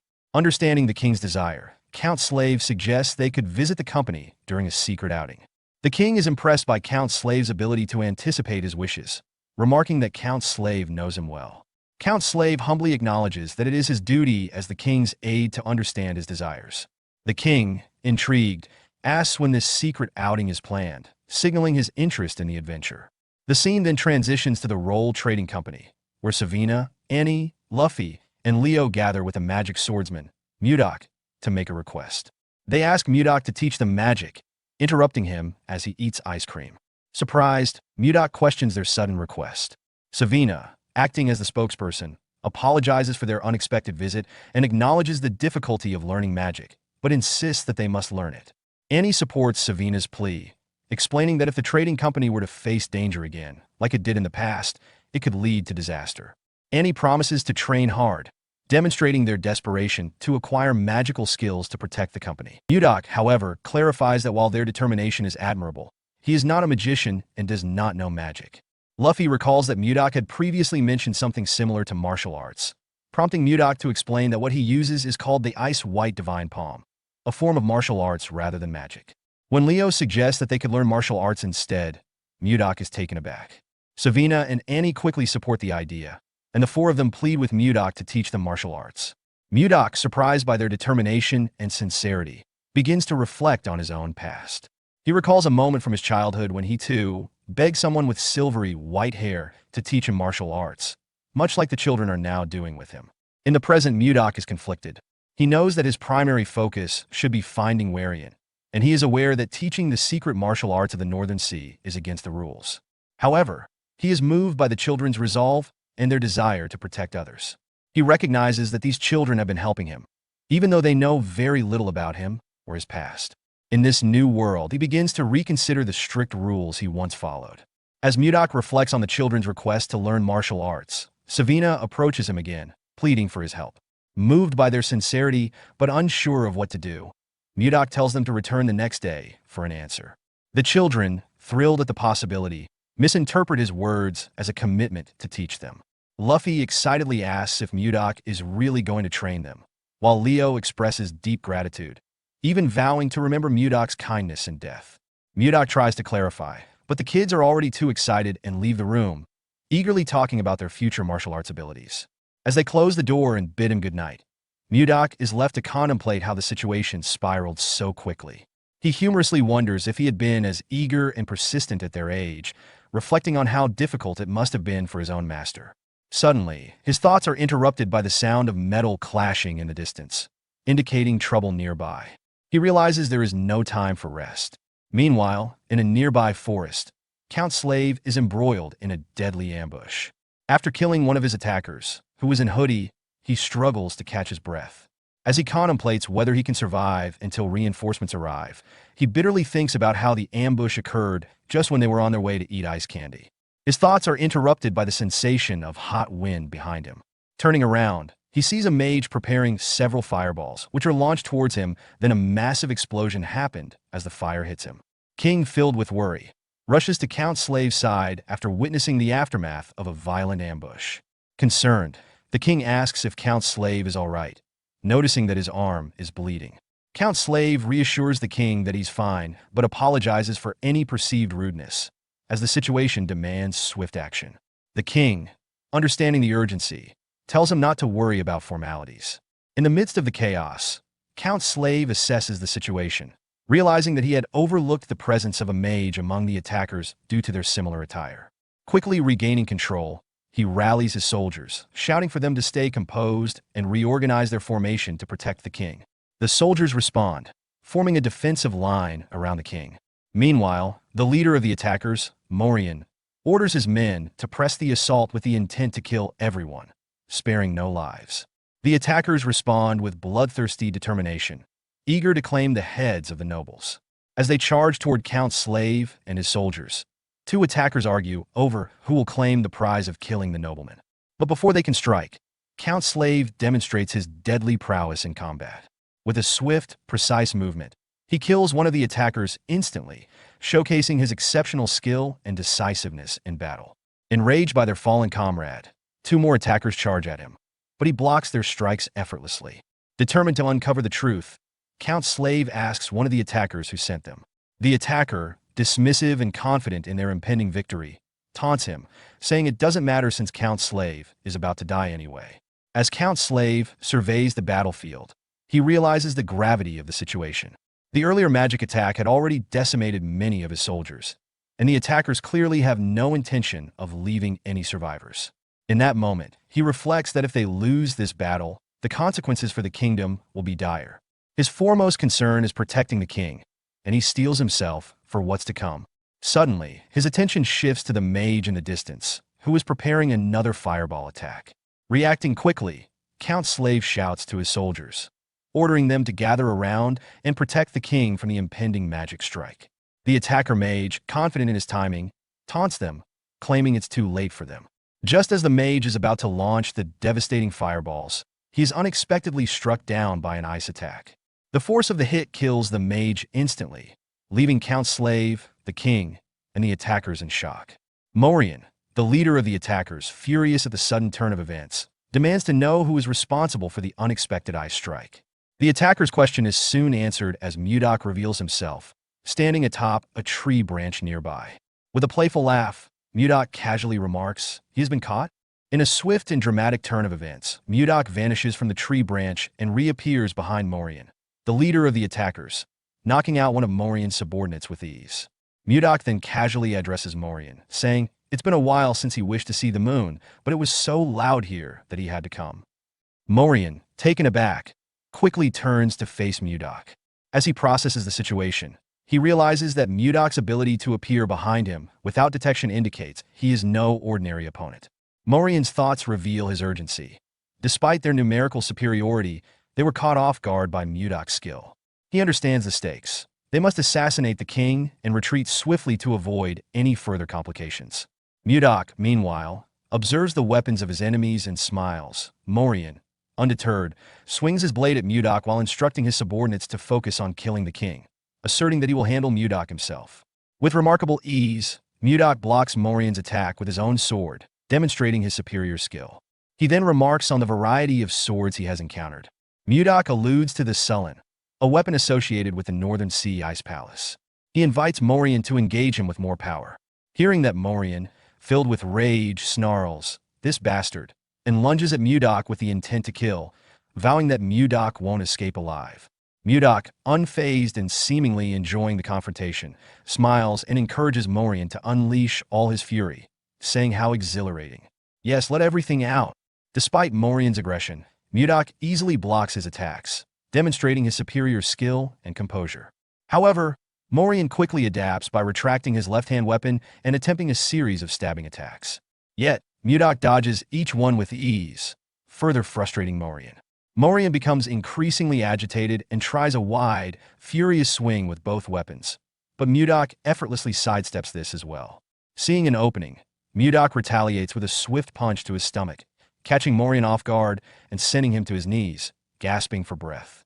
With Morian momentarily vulnerable, Mudok assumes a fighting stance and launches into a series of attacks with his sword. The first two strikes are barely deflected by Morian, leaving him exposed for Mudok's next move. Seizing the opportunity, Mudok grabs Morian's face and forcefully smashes it into the ground, laughing in a mix of triumph and mockery. As the fight reaches this fever pitch, rain begins to pour from the sky, adding a dramatic effect to the already intense atmosphere. The scene shifts to the king, who watches the confrontation with concern and confusion. He turns to Count Slave, asking, "Just what is this?" Count Slave, recognizing the need for caution in the midst of the chaos, urges the king to step back for his safety. In a tense confrontation, King expresses his belief in a Mudok potential to save the kingdom. Count Slave, seemingly bewildered, seeks clarification on the king's cryptic statement. Meanwhile, attackers, who had previously ambushed, begin to worry about Captain Morian and the skill of Mudok, speculating whether he might be a master swordsman. As the atmosphere grows more charged, Mudok approaches the attackers, visibly angry and filled with indignation. His rage stems from a trivial yet personal grievance. His ice cream melted due to the rain, which he attributes to the attackers' interference. His outburst confuses the attackers, who struggle to understand how his melted ice cream relates to their confrontation. Mudok, still fuming, threatens the attackers, asserting that he will demonstrate the power of his anger, especially one ignited by something as trivial as ice cream. He declares that he will count to 3, implying that significant consequences will follow for those who remain after his countdown. Unfazed, the attackers respond dismissively, convinced they can easily overwhelm Mudok.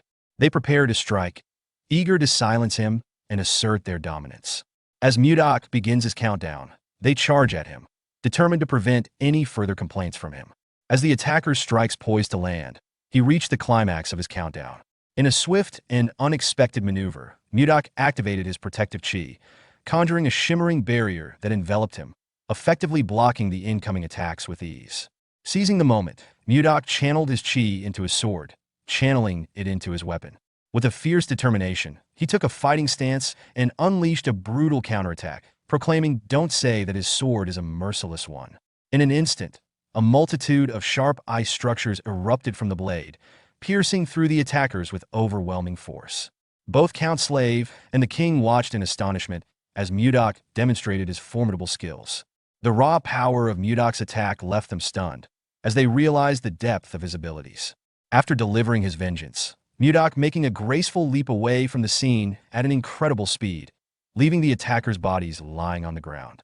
Count Slave, recovering from his shock, remarked on Mudok's sudden departure. Meanwhile, the king's expression shifted to one of urgency as he acknowledged the necessity of securing Mudok's allegiance to him. Count Slave respectfully affirmed his loyalty by saying, "Your wish is my command, Your Majesty." Edmund learns that a group of children is studying magic. Initially surprised, he questions whether they are truly studying magic and whether the enigmatic swordsman, known for his magical prowess, is the one teaching them.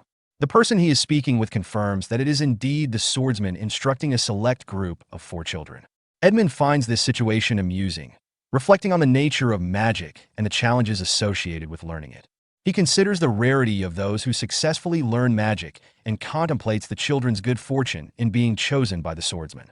This leads him to speculate that perhaps the swordsman is overwhelmed with work, which is why he is only teaching a few students despite many others expressing a desire to learn. Feeling a sense of curiosity and excitement about the potential of these children, Edmund stands up and asks to be led to where the children are studying magic. He is optimistic that their collective progress could lead to greater achievements, suggesting that the day when they all rise to prominence may be closer than he had anticipated. Edmund approaches Mudok and initiates a conversation, thanking him for teaching magic to the children. Mudok, confused by Edmund's words, asks for clarification. Edmund cheerfully reveals that he knows about Sir Magic Swordsman teaching magic to their children and expresses deep gratitude, asking how he could possibly repay the favor. Mudok, suspecting that this was the matter the higher-ups had been discussing, remains silent. At that moment, Charles interrupts the conversation, informing Edmund that there is a guest for Sir Magic Swordsman. To everyone's surprise, the guest turns out to be the Chamberlain. With tears in his eyes, the Chamberlain falls to his knees and pleads for mercy, explaining that the king has ordered him to bring Sir Magic Swordsman back. He warns that if he fails, the king intends to retrieve him personally, indicating the seriousness of the situation. Mudok coldly tells the Chamberlain to leave, but the request makes clear the mounting pressure from the royal court. Mudok questions the Chamberlain's sincerity, asking why he should trust him. The Chamberlain, desperate, grabs Mudok's leg and pleads with him to meet with the king, continuing his emotional appeal. Edmund, witnessing this, is shocked and wonders if His Majesty truly refers to the king. The Chamberlain, undeterred by Mudok's cold demeanor, begs him not to refuse the royal summons, regardless of personal feelings toward the Chamberlain. Mudok, unimpressed, accuses the Chamberlain of harassing him daily, dismissing him and insisting he leave. Mudok, irritated by the Chamberlain's persistent pleas, distanced himself and muttered he is not sure if this is a lead-on weigh-in, but if things like this keep turning up. His thoughts shifted to a necklace in his possession, triggering a memory of a past conversation. In the memory, Mudok firmly refused a request from his subordinate, who was pleading with him. Mudok reminded the subordinate of the 3 years it took him to gain full control over Gangbuk and expressed concern about the impending arrival of people from the Central Plains. He questioned what kind of negotiations they could have with those slippery bastards. His subordinate advises that while sometimes strength is displayed, at other times diplomacy is key. He suggests showing restraint to highlight that the Northern Sea Ice Palace is not just about brute force, but if necessary, they can resort to power once again, and then he will take the lead. Mudok reflected on a past memory with his subordinate, deciding to let him handle the situation for now, but warned that if cooperation wasn't achieved, they would resort to force. His subordinate was unsure, but Mudok was resolute. He recalled meeting Wayan, whom he considered the woman of his destiny, reminiscing fondly about the best day of his life. Smiling at the memory, Mudok resolved to focus on Wayan rather than minor annoyances, but acknowledged that action might still be needed. Arriving at a place where his students are cultivating, Mudok observed his students practicing, with Luffy greeting him. He pondered carefully about the many issues at hand. Meanwhile, at the palace, the Chamberlain returned disappointed, informing the king that Mudok had refused the invitation again.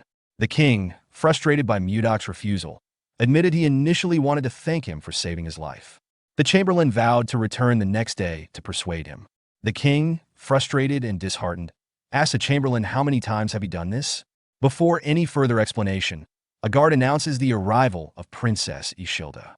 The king dismisses the Chamberlain and allows Ishilda to enter, noticing his sadness. Ishilda, sensing that something is wrong, inquires about the Chamberlain's troubled expression. Rather than immediately answering, the king instructs her to sit and recounts the situation involving Mudok. Mudok, a skilled magic swordsman, has repeatedly refused the king's invitations to serve in his court, leaving the king confused and disappointed. Ishilda rises in concern, checking if her father is unharmed, to which the king reassures her that he is fine. She then asks why Mudok would reject the king's offer, but the king admits that he doesn't understand the reason for Mudok's refusal, even though he values the young man's talents and wants him by his side. Ishilda acknowledges her father's admiration for the mage, saying he must be a remarkable person. The king responds that Mudok is more than just great. He was the one responsible for creating ice and ice cream, which had become a huge sensation in the kingdom. Ishilda recalls having tried the ice cream herself and expresses her amazement. The king then reveals that the same mage who created the ice had also saved his life, and he admits to feeling greedy after receiving such valuable knowledge. Ishilda understands this, saying that anyone would feel the same way. In her thoughts, she reflects on her unforgettable first experience with ice cream and ponders the coincidence that the person who made it is the very mage her father seeks. She becomes curious about this mage's identity. As she looks out the window and sees two children enjoying ice cream, Ishilda contemplates taking the opportunity to meet Mudok herself. The scene shifts to Mudok, who is teaching a group of students in a cultivation session. As he watches them, Mudok is impressed with their rapid progress, noting that although he's only been instructing them for half a month, they've already reached the point where they can emit chi. He attributes this progress to the denser concentration of chi in this world compared to the Central Plains. Mudok interrupts the session by clapping and instructing his students to stop, acknowledging their ability to control chi. He quickly corrects himself, calling it mana instead, and announces that they will now move on to the next stage of their training. His students obediently reply, "Understood, Master," demonstrating their respect and readiness to continue learning under his guidance. At that moment, the Chamberlain arrives, addressing Mudok as Sir Magic Swordsman. Mudok, exasperated by what seems like a recurring event, wonders to himself if time is repeating itself. With a heavy sigh, he braces for yet another disturbance. However, this time, the Chamberlain is accompanied by another figure, a person in a hooded cloak. Mudok is surprised to see the Chamberlain again, having expected that he would not return since he didn't show up that morning. He questions the Chamberlain about his return. Suddenly, he notices that his necklace is glowing brightly, prompting him to turn around, thinking that perhaps Wayan is nearby. At that moment, the cloaked figure accompanying the Chamberlain reveals herself by removing her hood. To Mudok's astonishment, it is Princess Ishilda, who greets him warmly and introduces herself as the Princess of the Drake Kingdom. Mudok instantly recognizes her, thinking he found her, that's her. The scene then transitions to the Roll Trading Company house, where Ishilda expresses her knowledge of Mudok's heroic deeds, specifically that he saved her father's life. Mudok humbly replies that it kind of just happened, which Ishilda interprets as somewhat rude and ungracious. Despite this, she finds the situation amusing and laughs, revealing her light-hearted demeanor. She continues by mentioning that her father has invited Mudok to the palace to express his gratitude for his actions and questions why he declined the invitation. Before Mudok can respond, he is confronted by Ishilda, who expresses her frustration about his consistent refusals to accept an invitation. Mudok recognizes her not just by her words, but also by her angry demeanor, confirming her identity as Wayan. Ishilda interrupted Mudok's thoughts, prompting him to ask when he should go. Ishilda informed Mudok that she had come to invite him.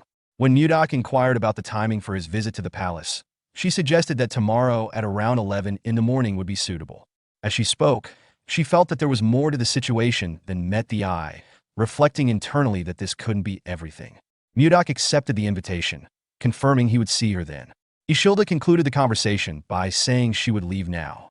Mudok reflects on the implications of visiting the palace. He is excited about the opportunity to see Ishilda again, but is also acutely aware of the social gap between them. As the king's daughter, Ishilda occupies a position of the highest status in the kingdom, leading Mudok to ponder the challenges of bridging that divide. He fantasizes about the possibility of getting closer to her and even considers the idea of marrying her. Reflecting on a past incident, Mudok realizes the importance of careful planning to avoid repeating mistakes. He decides that he will need Edmund's assistance in executing his plans. When he shares his intentions with Edmund, the news leaves Edmund in shock. Trembling, Edmund can hardly believe what he has just heard. Mudok's declaration, his intention to marry Princess Ishilda, elicits an immediate, incredulous reaction from Edmund, who questions Mudok's sanity. In response, Mudok adopts a serious demeanor, asking for Edmund's reasoning behind his negative opinion.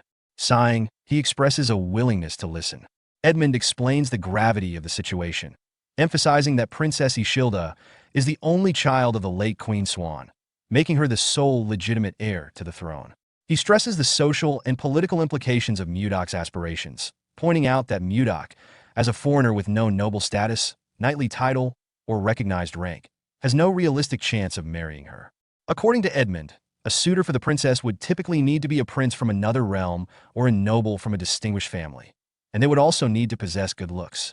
In light of this, Mudok responds with determination.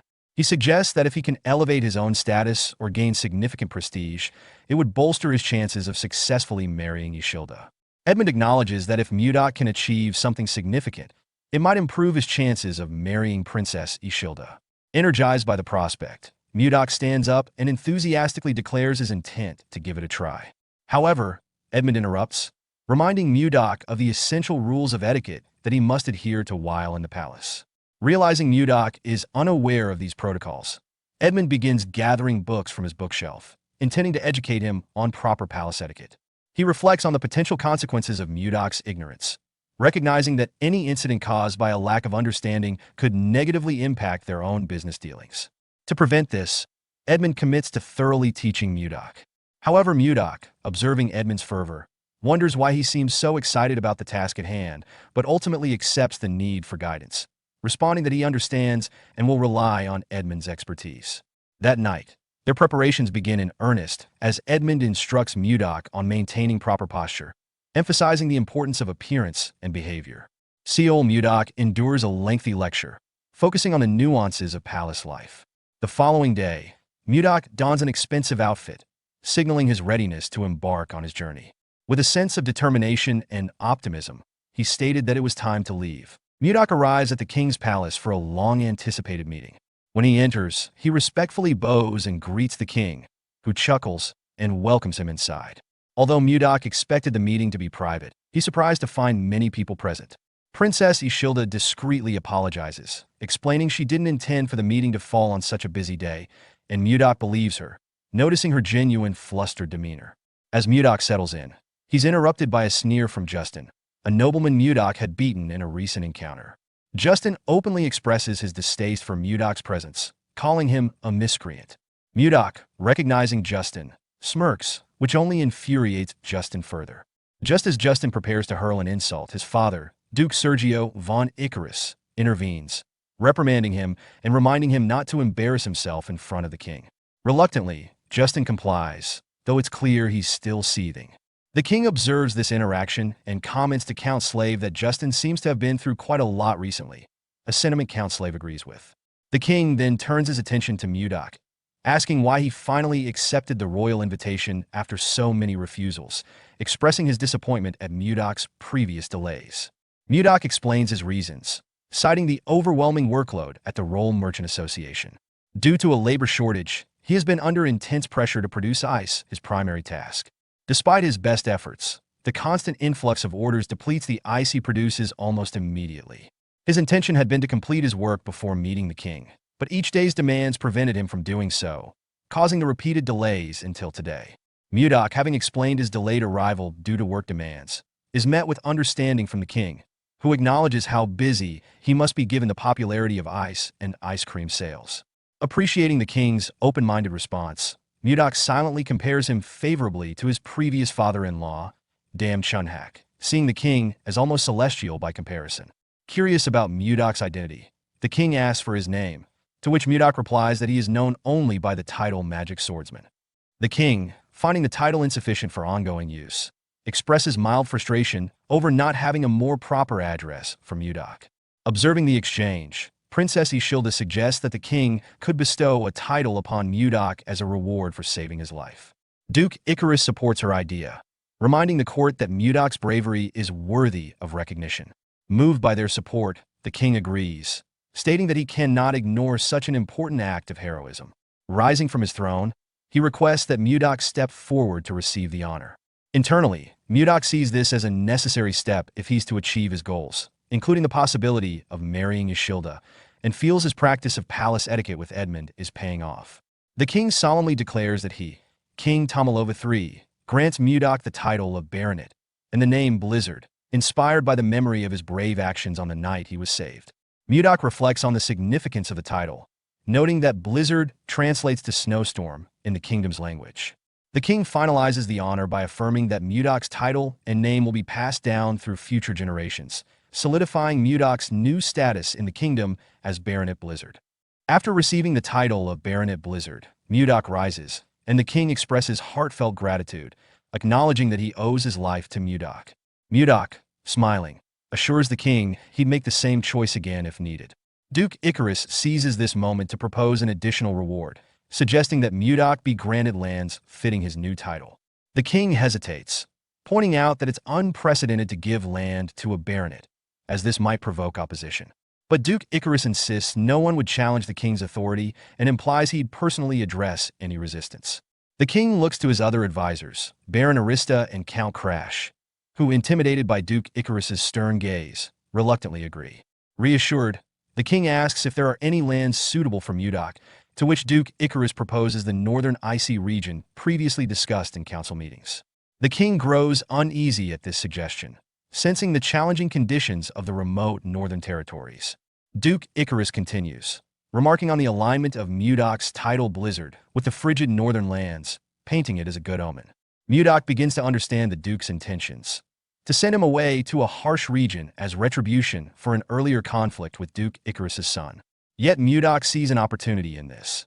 Despite the difficult location, he realizes that if he can govern the northern lands well and build his reputation, it may elevate his status enough to narrow the social gap between himself and Princess Ishilda. After returning to the Roll Trading Company, Mudok shares the events of his meeting at the king's palace with Edmund, including his unexpected appointment to lead the northern lands.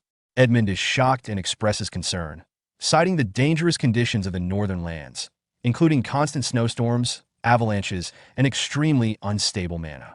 He wonders if Mudok is truly prepared for such a harsh environment. Mudok, however, remains unfazed, casually sipping his tea and assuring Edmund that the cold doesn't affect him, and he finds the unstable mana intriguing. Edmund, jokingly but with some fear, asks if Mudok is like a yeti, referencing a legendary creature from the northern lands. He explains that yetis are large, strong, and impervious to cold, though they are violent. Mudok finds the legend interesting, but isn't too concerned about it. Edmund then mentions the northern people's reputation as fierce warriors who are said to be able to fight 100 men and who strongly resist any form of leadership. Mudok sees this as an opportunity to prove himself and increase his fame. But Edmund, thinking practically, recognizes the difficulty of such a task. As Mudok about leave, he is interrupted by Savina and a group of children who are standing at the door with teary eyes. A little later, when they express their desire to accompany him to the northern lands, Mudok becomes flustered and refuses, explaining that it's far too dangerous for them, especially since they've only just begun their martial arts training.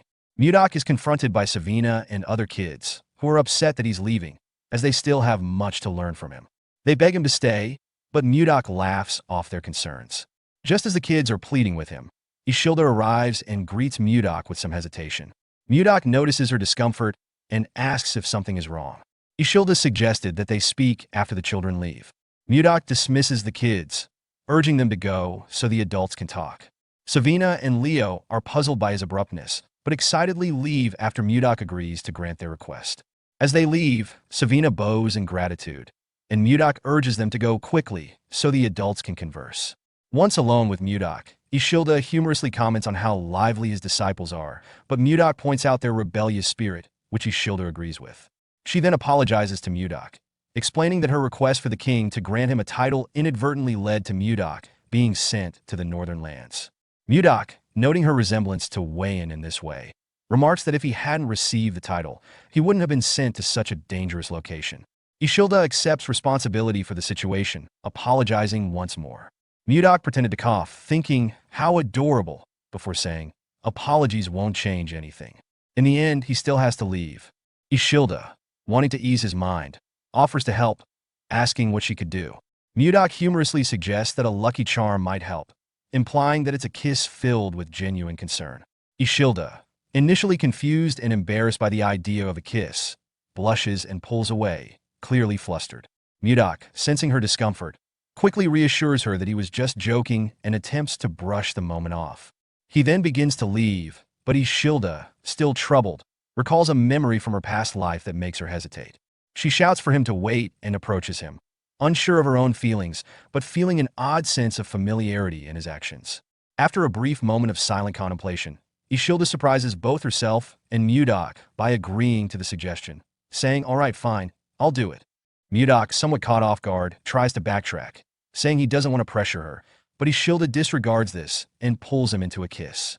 The kiss is quick, and once it's over, Ishilda, blushing and covering her face with her cloak, asks if it's done before walking away. Mudok, stunned by the turn of events, is left in shock, and we see him, resembling a Cinderella 2.0, who lost his shoe along the way. As he processes what just happened, he realizes that he now has a greater motivation to succeed and return. Rumors began circulating in the northern lands about a new lord arriving, rumored to be the one who saved the king's life and was rewarded with land and a title. In a tavern, a conversation broke out about his feats, with one person claiming he single-handedly defeated 100 enemies. The second person was impressed, asking if it was true. The first person went on to say that the new lord was a sixth circle mage, with swordsmanship so formidable that even a swordmaster couldn't defeat him. The second person questioned why such a powerful individual would come to their area, expressing doubt. At this point, another person overhearing the conversation interrupted, suggesting that the new lord must have fallen out of favor with Duke Icarus, dismissing the rumors as mere gossip. He confidently added that, if they intimidated him enough, the new lord would likely run away just like the others before him. The scene shifted to a treacherous, icy mountain, where the roar of a wyvern echoed ominously. Jake and Luia, a man and a woman navigating the mountain, immediately became alert. Standing back to back, they scanned their surroundings with growing tension. Jake, nervous and unsure of the source, inquired, where the hell is that wyvern? Just as he spoke, Luia spotted the creature approaching from her side. She quickly alerted Jake and prepared herself to defend against the attack. Raising her axe, she attempted to block the wyvern's strike, but its immense power shattered her weapon. The force of the blow sent Luia flying to the ground, where she landed painfully some distance away. Jake, seeing Luia injured, panicked and shouted, is she okay? As he rushed toward her, Luia, struggling to push herself up, cursed under her breath, bitterly thinking, we were just trying to grab a few eggs. Why is this happening? Her thoughts were interrupted when she noticed the wyvern looming behind Jake, preparing to strike. Her eyes widened in horror as she immediately shouted, Jake, behind you. Jake turned just in time to see the wyvern's massive jaws bearing down on him. Frozen in fear, he thought helplessly, this is it. It's over.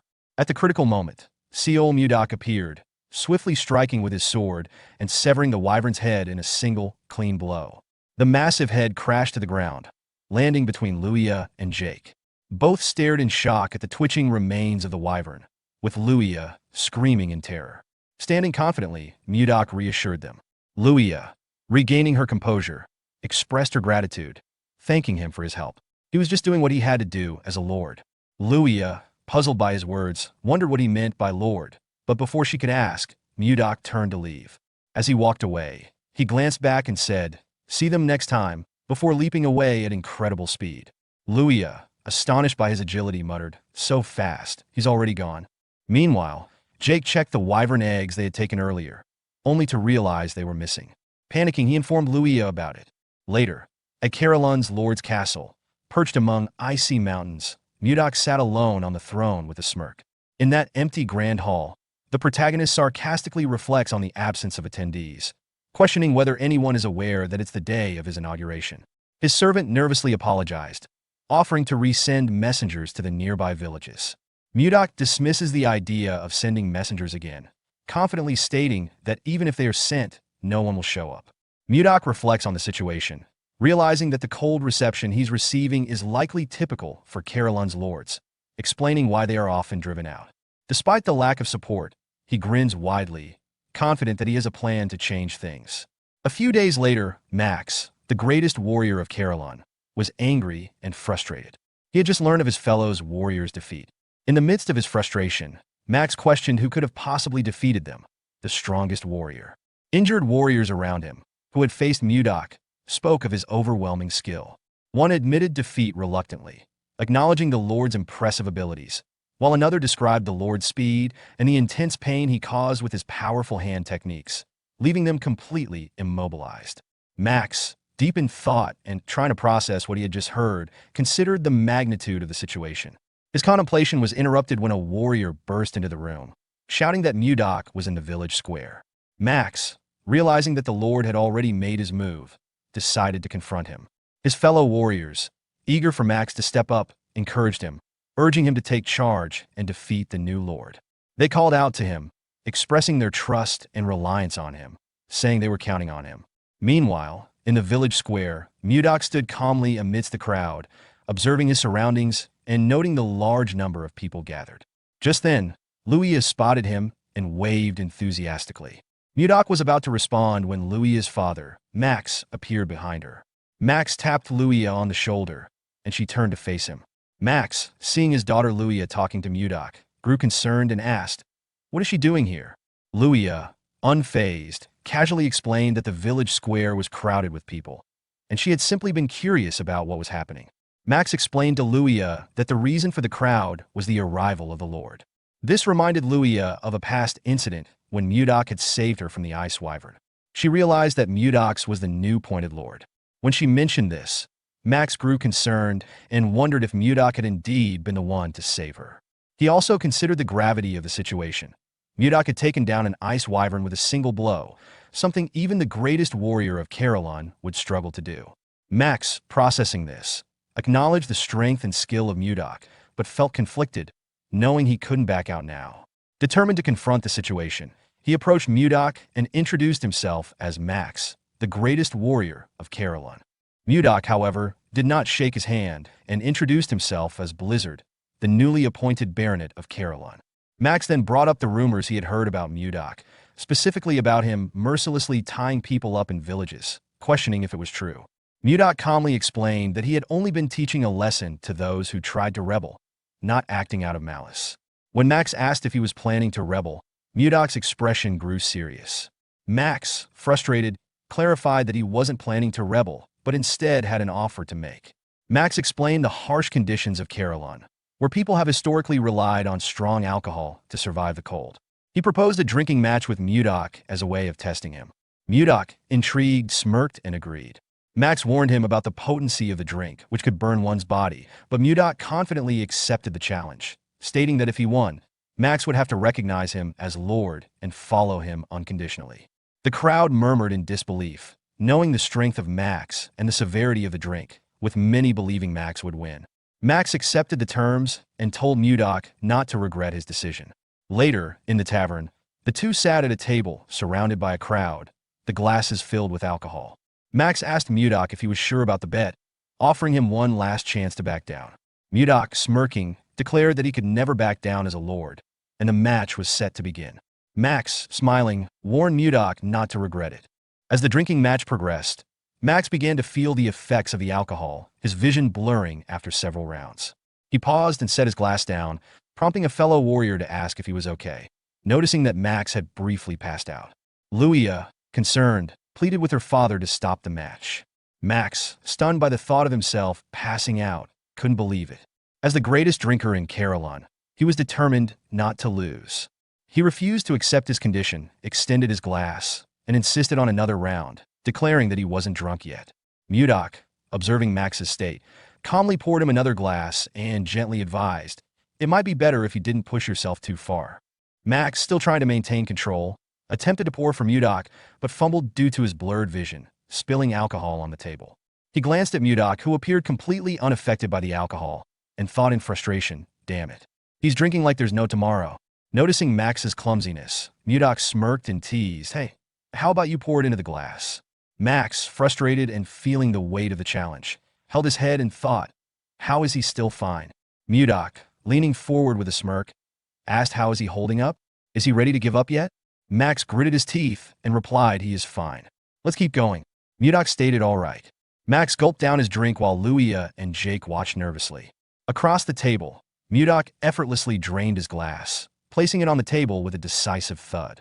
The sound startled Luia and Jake, who stared at him wide-eyed. Mudok thought to himself, maybe it's been a while since he drank, but this is going down surprisingly smoothly. Suddenly, a loud thud echoed in the room as Max collapsed to the floor, unconscious from overdrinking. Seeing that, a smile spread across Mudok's face. He thinks no matter how they look at it, he has won. Max's fellow warriors looked on, stunned by his defeat. Mudok rose from his seat and addressed the crowd. "All right, listen up. Everyone here must gather at his castle in 5 days. They will see if they're the kind of people who keep their promises." The scene takes place 5 days after a previous event, inside Mudok's castle, where the group has gathered as instructed. Mudok surveys the group and remarks with mild surprise that they've kept their promise to show up. Max, one of the group members, steps forward to acknowledge their commitment, but before he can elaborate, Mudok cuts him off, signaling a more direct approach. Mudok tells them that they have 10 days to prepare for a significant change. The group is caught off guard by his words, and a tense silence fills the room. Luia, one of the group members, breaks the silence by asking if Mudok intends for all of them to move into the castle, to which Mudok humorously dismisses, pointing out the impracticality of such an idea given the castle's size. He further confuses the group by mentioning they should pack their belongings, but not explicitly explaining where they would be going. After some back and forth with Luia, Mudok reveals his true intention. The group will be migrating north. This revelation shocks everyone in the room, leaving them to process the gravity of the situation. Mudok, having spent the past 5 days surveying the region, reveals to the group that he has found an ideal location in the north capable of supporting a large population, at least 10,000 people. He envisions a unified community where they would no longer live scattered across the icy land. He emphasizes the need to come together and build something larger than what they currently have.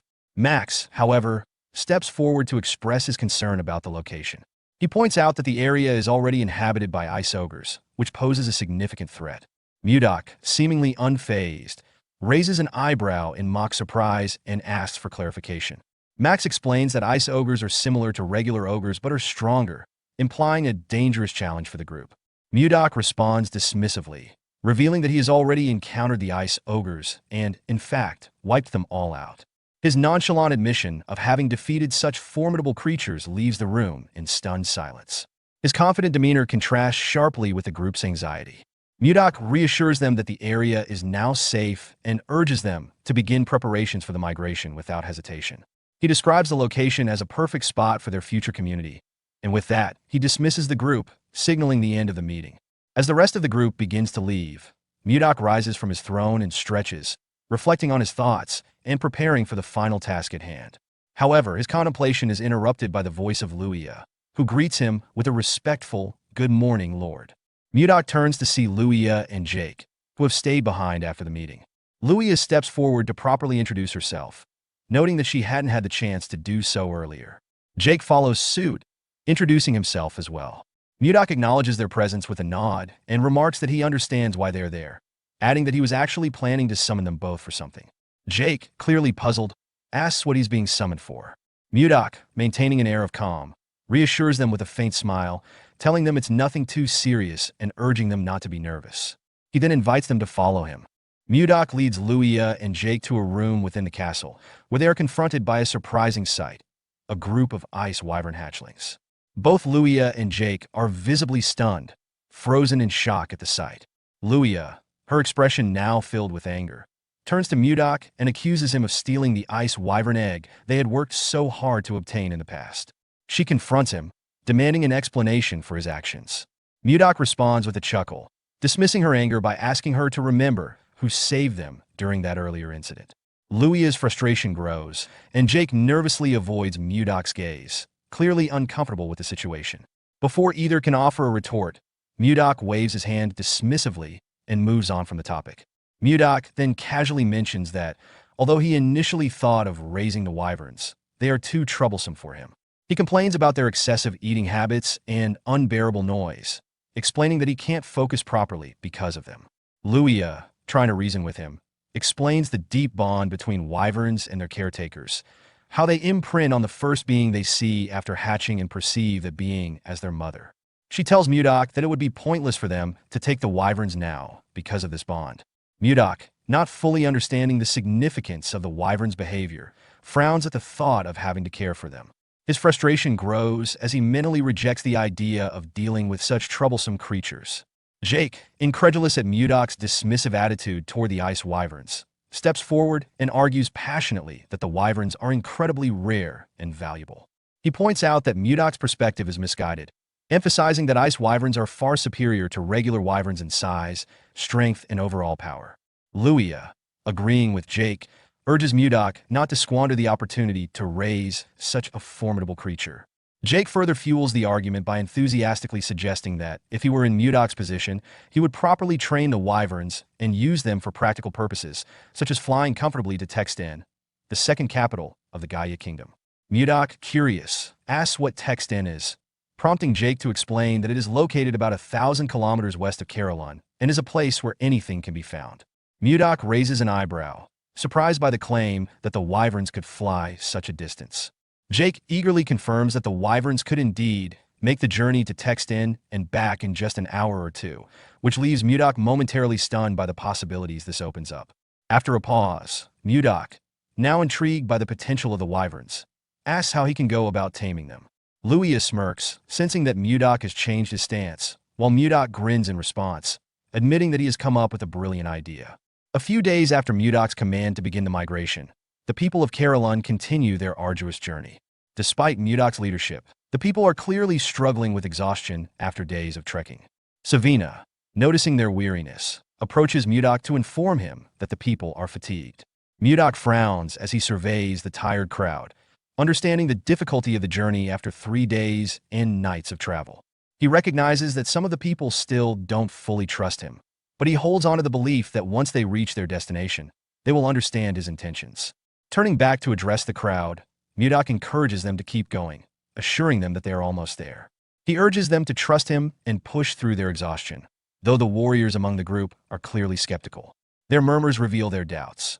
Some question Mudok's leadership and direction, while others worry about the ice ogres still potentially inhabiting the area they are heading to.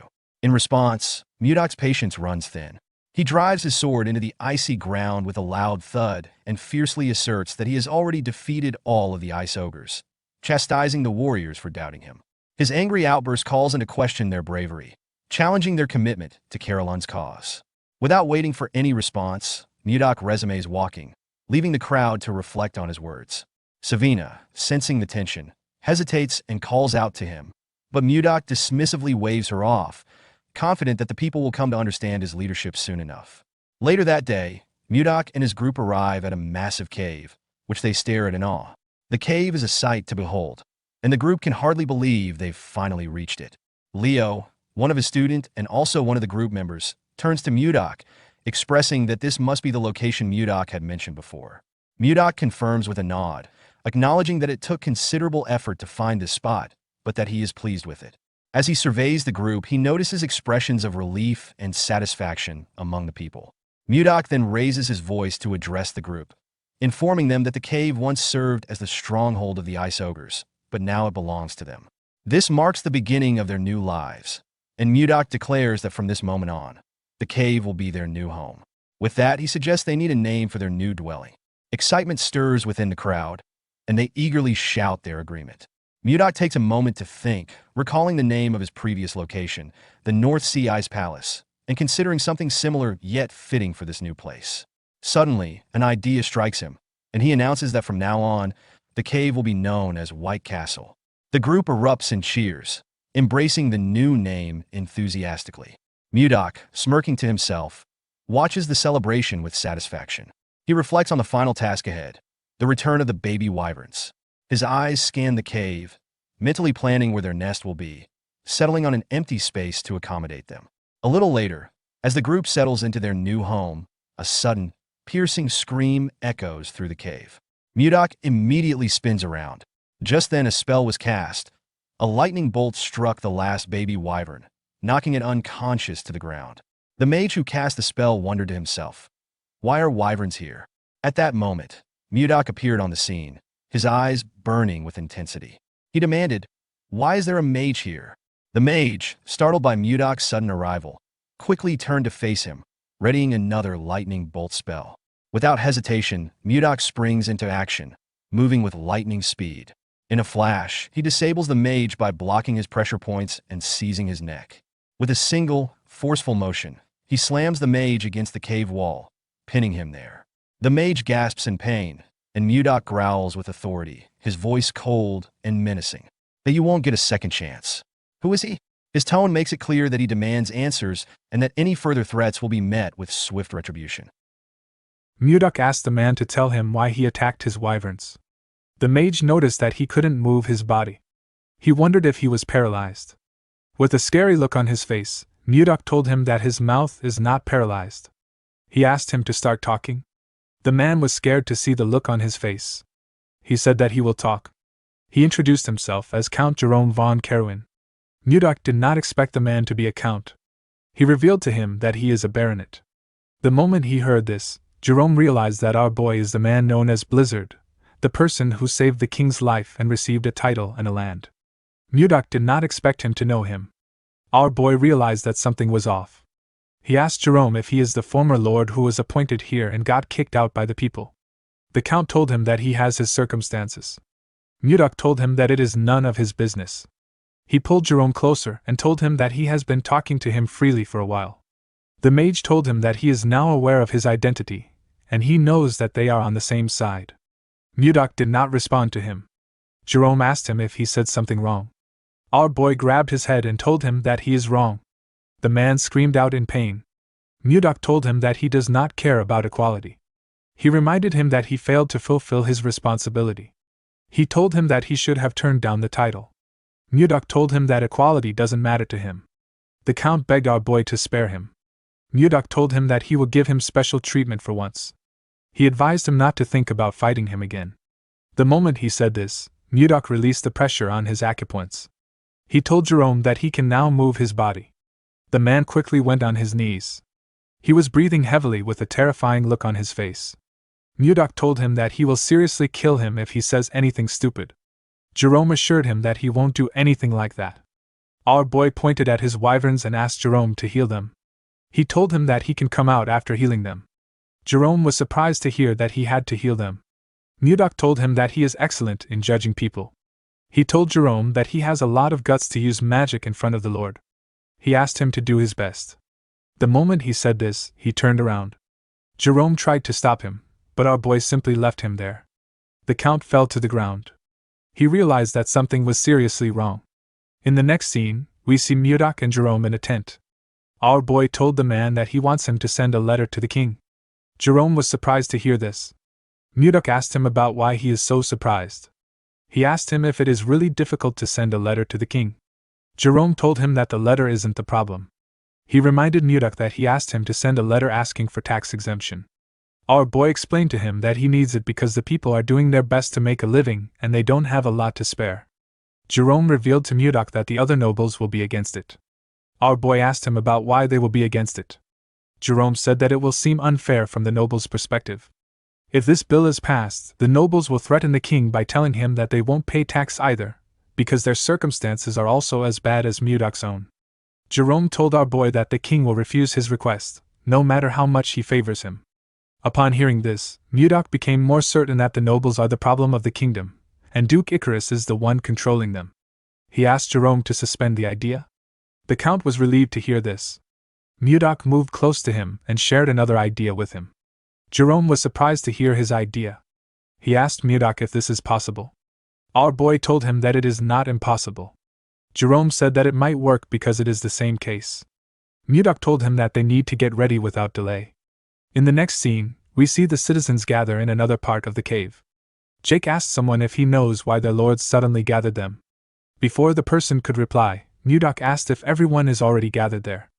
Everyone quickly turned to him. Luya told him that she came armed as instructed. She asked Mudok about why they are gathered there. Our boy said that he will explain now. He ordered everyone to hunt down ice wyverns. He told them that their goal is to get the eggs of the ice wyverns. The warriors were surprised to hear this. They knew that it wasn't easy to get the egg of an ice wyvern. Mudok explained to them that they will create groups filled with 30 people for the sake of their safety. He asked them to focus on getting at least one egg in each group. Jerome gave the warriors papers to show them which team they belonged to. Mudok announced that the team that brings back the largest amount of wyvern eggs will receive 100 gold. The warriors were shocked to hear this. An elf said that he has never imagined getting this amount of money in his life. Jake asked Mudok if he will really give them this kind of reward for the eggs. Max asked Mudok if he will really pay them 100 gold for the eggs. Our boy told him that he never makes a promise that he can't keep. He asked the warriors of Caroline if they are up to the task. The warriors began to cheer. They asked Mudok to leave it to them. While they were cheering, Mudok ordered Jerome to follow each team for 10 days and keep an eye out for useful people. He said that he will use these people for different tasks later. Jerome asked Mudok if he is thinking of creating a knight's order. Our boy turned to him when he heard this. The man wondered if he said something wrong. Mudok realized that Jerome is a very useful person. Even though he gave him a job when he just joined them, the man has been performing his tasks well. He was also able to see through our boy's intentions from the few things he said. Mudok told Jerome that he is right. He said that he heard that there should be one knight order for the Lord. Jerome told him that he is right. He told him that he needs it a lot because the Lion Knights of the Icarus Duchy are especially powerful. They are so strong that they wouldn't lose even if they fought against the Royal Knights. Mudok smiled when he heard this. He asked Jerome not to worry. He told him that they will soon be the best. Our boy decided to create a unit that is much bigger and stronger than the Snow Ice unit because he didn't want to lose weight in twice. With a smile on his face, Mudok ordered the warriors to begin the hunt. In the next scene, we see a group chasing a wyvern. Mudok ordered them to attack now. Immediately he gave the order. Luya, Jake, and the elf jumped down from a cliff. Luya fired her arrows at the monster. Jake used his axe to cut off its tail. Max covered his hand with his energy and used it to hit the monster's head. He asked the second unit to throw the net. The warriors quickly threw the iron net at the monster. The net covered the monster's head and dragged it to the ground. Mudok told Jerome that it is going pretty well. The man said that they have been hunting for days. He said that their hands and feet are already in a perfect sync. Jerome found our boy's idea to be bold. He never thought about stealing the eggs of the ice wyvern and taming it while it is still a baby. If everything goes well, they will be able to transport and sell hunting loots like leather and bones to distant cities with the help of the ice wyverns. Mudok asked his warriors to cheer up. He reminded them that they will be able to get a great reward if they bring back a lot of eggs. The warriors became motivated when they heard this. They decided to continue hunting. Jerome found it amazing that our boy united the uncontrollable Caroline warriors into one. He could not believe that they were hunting monsters together. While they were watching the warriors, they saw one of them behead a wyvern at a crazy speed. The monster didn't stand a chance. The man's teammates commended him for this. They referred to him as Gale. Our boy was also impressed by his skill. He asked Jerome about who the man is. Jerome opened his book to see his name. He told Mudok that the man is known as Stuart Gale. Mudok believed that the man is famous since he has a nickname. Jerome told him that he is correct. He said that Stuart is the hero of the commoners. He raids evil noble houses and gives the raid loot to the poor. Mudok asked Jerome to tell him why a guy like this is here. Jerome revealed to him that Stuart was once caught in a trap. He was imprisoned, but he escaped from the prison and wandered all the way here. Mudok could tell that the man was a decent person from the way he interacted with the locals. He asked Jerome to report back to him if he finds anyone else who escaped from prison besides Gale. He told him that they might find another useful person. The man could not believe that his work had increased again. In the next scene, we see Mudok addressing the warriors in the cave. He commended them on their efforts in hunting the ice wyverns. He said that they have collected enough wyvern eggs. He assured them that he will give them the rewards he promised. The warriors began to cheer when they heard this. Max raised his hand to ask Mudok a question. Our boy asked him if something is wrong. The man said that he would like to know why he ordered them to get the wyvern eggs. Mudok realized that everyone was probably wondering why he asked them to gather wyvern eggs. He reminded them that ice wyverns recognize the first thing they see when they hatch as their mother. He said that he wants to tame the monsters using this method. He revealed to the warriors that he plans to use the tamed ice wyverns as transportation.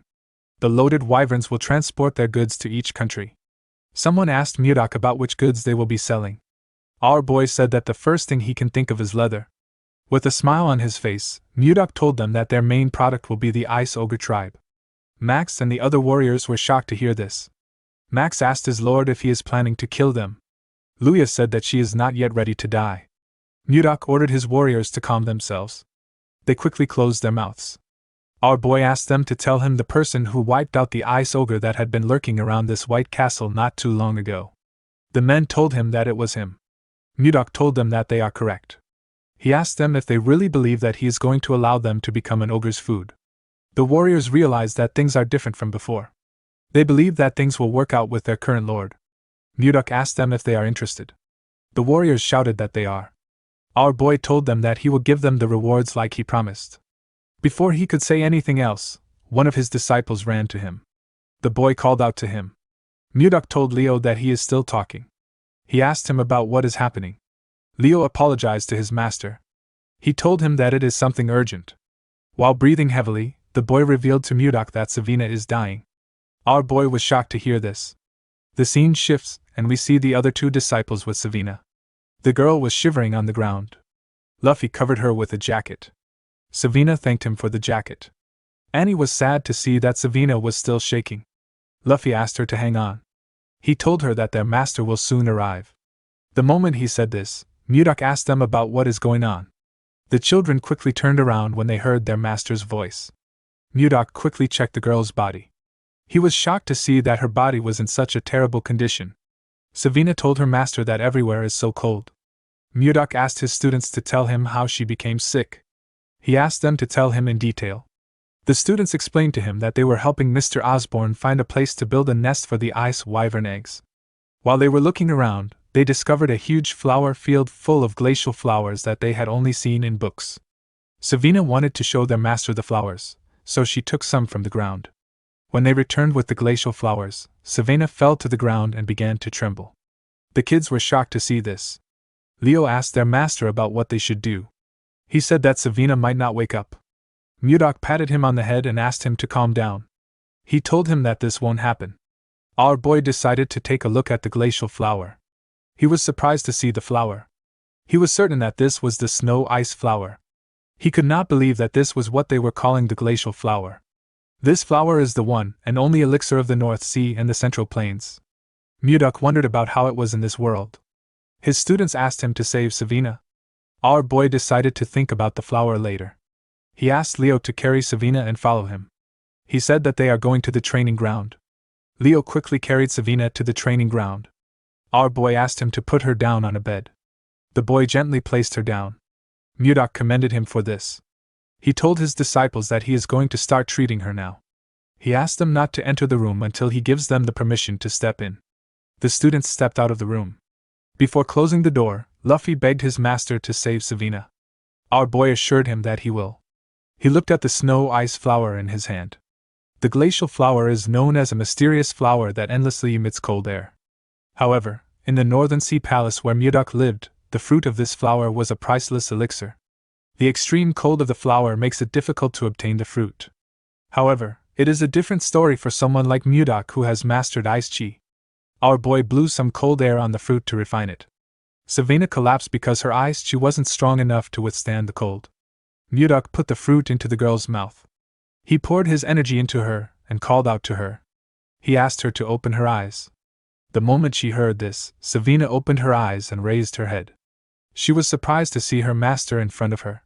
As our boy poured his energy into his student, he spoke to her through telepathy. He asked her to sit up straight and tried to circulate her chi. Savina accepted his order. She quickly began to circulate her energy. The cold energy went round her body. Mudok noticed that the cold chi in her body has completely stabilized, thanks to the circulation of her internal energy. While she was circulating her energy, Savina suddenly fell on the bed with her eyes open. Mudok realized that she has fallen asleep. He believed that she should have closed her eyes. He noticed that her internal energy has significantly increased compared to before. The fruit worked better than he expected. Mudok realized that he can increase the intensity of her training if her energy continues to increase. Before starting the training again, our boy wanted the girl to take him to the flower field where she found the snow ice flower when she woke up. He realized that he might be able to achieve his goal much sooner than expected. Later in the day, Savina woke up after sleeping for a while. After harvesting the ice wyvern eggs, the White Castle underwent a major reorganization. Mudok checked the list Jerome gave him and organized his own elite knight order, known as the Blizzard Knight Order. He promised to raise the warriors as powerful men that belonged to the Blizzard Knight Order. Schuert was appointed as the captain of the order. Mudok created a school and a hospital in this new place. He also created restaurants, bars, and clothing stores. Everything was going according to our boy's plan. The training facility was adjusted according to people's abilities. In the next scene, we see Mudok and Jerome talking. Our boy told the mage that he has to align people with the organization if he wants to improve it. The mage told him that he is right. Osborne was placed in the White Castle security forces, and Jerome was appointed as our boy's assistant. Jerome reminded Mudok that he still has to teach people magic. Our boy asked him if he doesn't want the position. The man said that he doesn't. Mudok called him a bastard and asked him to repeat his answer. He threw some paper at him. Jerome could not say anything. He felt like he should be given 1,000,000 gold for his work. Mudok said that he wants to create a patrol unit. The patrol unit will be in charge of guarding the exterior of the White Castle. It is also responsible for scouting Carolyn and bringing in scattered residents. Mudok said that he will be the captain of this unit. He decided to create another armed group called the Wyvern Knights. Jake begged Mudok to allow him to join this group. Our boy did not know if he was making the right decision. For now, there weren't any wyverns big enough to carry adults, so the group was put on hold.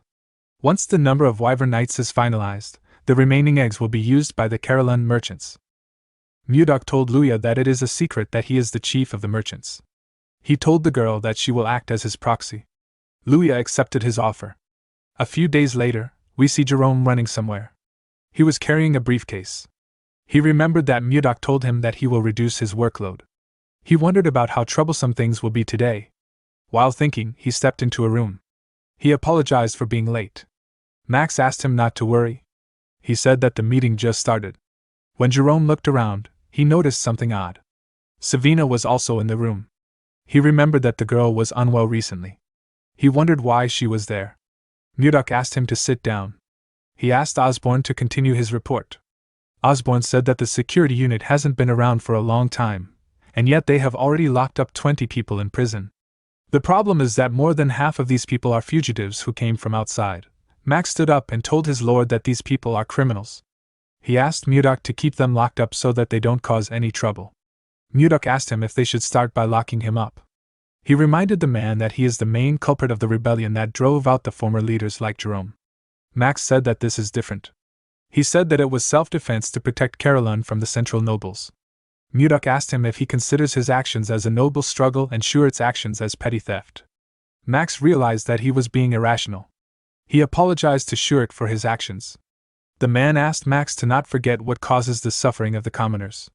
He told him that they will discuss this later since they are in a meeting. Mudok did not expect Max to be so narrow-minded. He asked the others if they have another opinion to share. Savina asked him if she can share her opinion. Our boy asked her to go ahead. Savina told Mudok that the villagers must have a terrible view of fugitives for Max to react like this. Our boy agreed with her. The girl reminded him that they have to start ogre hunting tomorrow. Mudok asked her about what this has to do with anything. Savina suggested that they put the prisoners at the forefront of the hunt. Everyone was shocked to hear this. Mudok actually liked the idea. He asked Savina to keep talking. In the next scene, we see an ogre screaming in the forest. A man with some bandages on his face informed Schuert that they could have lost the ogre. This man is Lenin. He is a grade 1 escapee. There was a huge man holding an axe behind Schuert. This man is Gregor. He is also a grade 1 escapee. Schuert ordered the men to attack the ogre. Once they get far enough, he asked them to erase the monster's tracks and attack it. The men accepted his order. While the ogre was looking around, Gregor and Lenin charged at it from behind. They landed their attacks on the monster's back. The ogre screamed out in pain. It quickly turned around. Gregor asked Lenin to watch out. He told him that a counterattack is coming. The monster swung its huge club at Lenin. The man was surprised to see its club coming towards him. He realized that it was too late for him to dodge. Before the club could hit him, Schuert charged at the monster. He ordered Lenin to get down. Lenin quickly bent his head to dodge the attack. Schuert used the opportunity to land multiple attacks on the ogre.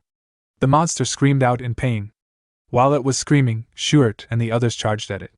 They used their weapons to tear the ogre apart. The scene shifts, and we are taken back to the time that Savina suggested that they put the escapees at the forefront of the hunt. Mudok really liked her idea. Osborne asked her if she wants to send them to the front lines and get rid of them. He told her that her plan is very extreme. Savina shook her head. She explained to the man that it will be much more humane than locking them up in prison. She reminded him that her master is going to join them. She told Osborne that her master is not someone who discards manpower so easily. With a smile on her face, Savina told the men that people's perceptions of the escapees will start to change once they fight with them. The scene shifts, and we are taken back to the present. We see the rest of the group arrive to the hunt. They were all looking at the ogre that Schuert caught with the escapees. Schuert asked Lenin if he is okay. The man said that he can still manage, even though it was close. With a smile on his face, a man told the captain that Lenin is bluffing again. Lenin told the man that he barely dodged the attack. He told him that it was like the time he threw his pickaxe at the prison staff and got slammed. The man asked him to stop joking around. Gregor placed his hand on his friend's shoulder and told him that they got a hefty reward. He told him that they need to celebrate with a round of drinks. Lenin told his friend that they need to take this chance to make a fresh start. He told Gregor that he won't pay, no matter how he tries to sweet-talk him. Gregor laughed when he heard this. He told his friend that he got smacked too hard. Mudok smiled when he saw how they interacted with one another. He could tell that they have built up their teamwork through cooperation. He couldn't believe that his disciple thought of this idea. He realized that he made the right choice by accepting her as his disciple. While Mudok was watching the man, we see something watching him from the distance. The monster was carefully watching him as if it was cautious of him. In the next scene, we see one of the hunting groups tracking an ogre. A man asked another man with a mask to slowly fall back in the direction of the ambush. One of them heard a sound coming from the woods. He asked the masked man if he heard it too. The man raised his bow. He said that he will fire a few shots. He asked his teammates to get ready. The other men quickly took a stance. The man fired his arrows at some trees. He and his teammates waited for something to come out. Fortunately for them, nothing happened. The masked man was relieved to see this. The other man said that it must have been the sound of falling leaves rustling in the wind. The masked man told him that he must be right. He moved close to a tree to retrieve his arrows. He asked the other men to retrieve the rest of the arrows and search another area. Before he could take out his arrows, a huge monster came out from behind the tree. The men were terrified to see the monster. The scene shifts and we see Mudok outside with Jerome. He informed Osborne that the residents are no longer afraid of ice ogres. Osborne told him that they are all ready to hunt. Jerome told our boy that it is all thanks to his leadership. While looking at the corpse of an ogre, Mudok ordered Jerome to make sure that no one moves ahead without orders. Jerome accepted his orders. Mudok asked him if the conditions of the other monsters is still being investigated. Jerome told him that there is still more data that needs to be organized. While they were talking, we see one of the men that encountered the monster talking to Osborne. The man was using a stick to support himself. He informed Osborne about what happened. Osborne asked him if the men are unharmed. The man informed him that the men are not dead. They were simply injured. They are currently being treated at the infirmary. Mudok asked Osborne if something is wrong. The man revealed to him that something serious has happened. He explained to our boy that a new monster has appeared and it is different from the ice ogres. Our boy was surprised to hear this. The wounded man explained to Mudok that two of their members who went to investigate monster activities were attacked by the monster. Mudok asked the man if he is certain that it wasn't an ogre. The man assured him that it was a different species. Our boy asked him to describe it. The man told him that the monster's body was covered in white fur, and it was incredibly huge. It was over 3 meters tall. He told Mudok that ogres are stupid. This monster was way more intelligent than them. While the man was talking, something screamed in the forest. Mudok immediately told Jerome that the hunt is over. Jerome asked his master if he plans on going by himself. Our boy told him that he has to do it himself. He asked Jerome and Osborne to follow him once the area is secure. The men accepted his order. Mudok ran into the forest at a crazy speed. He realized that he knew this monster that the man described. He was certain that he had heard an explanation from Edmund before. He remembered the time Edmund asked him if he was a yeti. While Mudok was running, he activated a skill known as Mind's Eye and used it to scan the forest. He quickly found the monster he was looking for. Our boy landed on a tree. He took out his sword and charged at the monster. The monster became terrified when it sensed someone coming towards him. He quickly raised his hand to block our boy's attack. He was able to block it with his thick fur. Mudok was barely able to cut him. He noticed that his attack bounced right off the monster. He could tell that his body was very tough. Now that our boy was looking at it, he became certain that this monster is a yeti. Mudok noticed that the yeti that was roaring earlier was now frozen stiff like a scared wild cat. Due to the way the monster reacted, our boy realized that it could sense the weight of his martial power. The look in his eyes shows that he is scared. Mudok considered sparing the yeti out of curiosity, but he couldn't keep someone who harmed his people alive. Our boy raised his sword and asked the monster to be born as a human in his next life. He jumped and charged at the yeti. The monster was scared to see him coming towards him. He covered his hand with an unknown energy before Mudok could strike him. When Mudok's sword got close to the monster, it destroyed everything around him and cleared the area. Our boy believed that he had won the fight, but he was wrong. When he looked at the ground, he didn't see anything there. He recalled that the yeti suddenly emitted a light and vanished along with his energy just before it was struck down. Our boy wondered about the kind of magic the yeti used. He recalled that the light was green. He remembered that he heard something about this from Luffy when he first came to this world. Mages of the 5th circle or higher can use space travel magic called teleportation. Most mages stay at the 1st or the 2nd circle. Mudok understood that the 5th circle must be something between the transformation realm and the profound realm in the cultivation world. He could not believe that a monster covered in white fur used such an extraordinary magic. Of course, this didn't really matter to Mudok. Even if it was spatial movement, our boy could still catch up to it. He turned around and fired his energy in the direction of the monster. He tore through the forest with his ice chi. Unfortunately, the yeti still escaped. Mudok did not expect a big monster like that to run off like a rat. He could still sense the yeti's presence nearby. Even though it was teleporting, it couldn't get very far from our boy. Mudok could tell that the monster was about 1.5 kilometers away from him. While looking around, our boy felt something. He carefully placed his leg on a tree. He sensed the cave below. When he arrived at the entrance of the cave, he saw something shocking. He saw a huge library. He could not believe that there is a library in the middle of this snowy field. While he was looking around, he found the yeti behind a shelf. He told the monster that he should make some efforts if he is going to hide. The yeti begged him not to come closer. Mudok assured him that he is not going to eat him. He asked him to calm down. He asked the yeti if he is a human. The yeti told him that he isn't. He said that he is a great warrior of horrors. He told him that his name is Condal. Our boy wondered if he had heard about a warrior of horrors. Jerome appeared behind him and told his master that it is a term that means yeti. Mudok commended Jerome on finding this location. The mage informed his master that there were signs of destruction nearby. He told him that something like that would be impossible for anyone except his master. Jerome thought that a natural disaster occurred when he saw what his master did. Jerome wondered why a legendary race like the Yeti, that has been in existence since ancient times, was in a library like this. Mudok said that he was about to ask Condal about it. He hit his hand on the wall and asked Condal to tell him where he came from. Condal didn't say anything. With a look of anger on his face, our boy asked him if he is trying to run away again. He released his ice chi and asked Condal to speak quickly. He told him that he is not a very patient person. Condal became scared. He revealed to Mudok that he is from Gulag. Our boy asked him if Gulag is his village. Condal nodded his head. Mudok asked him if a lot of Yetis live there. Condal told him that he is right. While they were talking, Jerome was looking at the books in the library. Something in the library caught his attention. Mudok asked Condell to tell him why he killed his people. With a scary look on his face, he asked him to choose his answer carefully. Condell told him that he didn't kill anyone. He used his hand to beat his chest and told our boy that he is a great warrior of horrors. He said that people don't die after getting hit by his bat. With a serious look on his face, Mudok asked him if he is telling the truth. Condell looked into his eyes and told him that he is. While looking through the books, Jerome told his master that Condell is telling them the truth. He said that the two men only sustained injuries. There were no deaths. Mudok recalled that the man said that the men were in the infirmary. He realized that no one actually said that someone died. Condell told him that he drove the humans out because they entered the sanctuary first. He said that he would never attack first.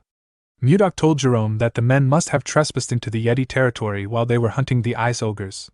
The man told him that he is right. Our boy realized that Edmund gave him the wrong information about Yetis. He called Condell by Kong Dao and asked Jerome to heal his injuries. Jerome corrected his master on his pronunciation of the Yeti's name. While Jerome was healing him, Mudok called out to Condell with a smile on his face. He asked Condell to tell him where his sanctuary is. He told him that he will firmly warn his people so that they don't trespass again. Condell was very happy to hear this. With a scary look on his face, Mudok told Condell that he has been speaking informally to him the whole time. He asked him if he doesn't know how to use honorifics.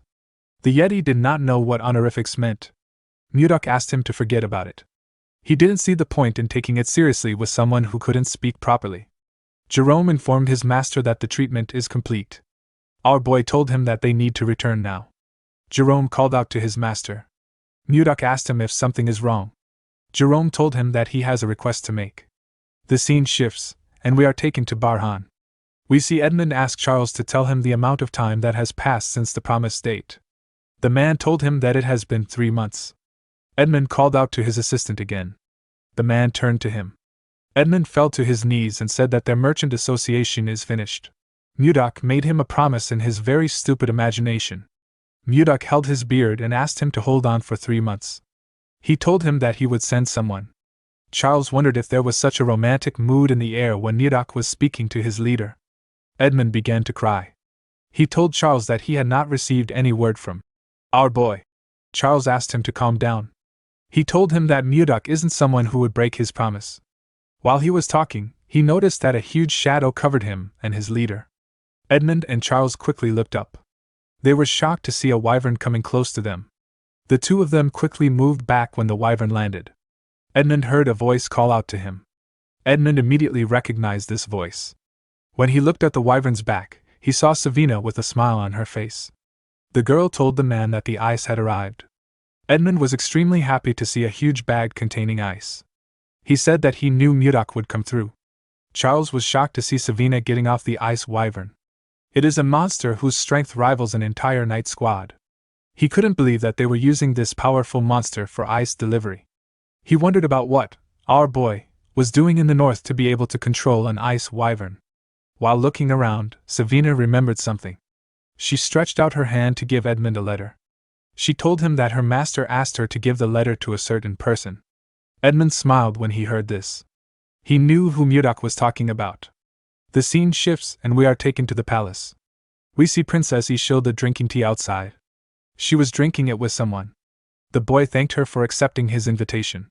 He told her that she grows more beautiful with each passing day. Ishilda thanked Justin for his compliment. He took a sip of his wine. He realized that the princess was still as cold as ever.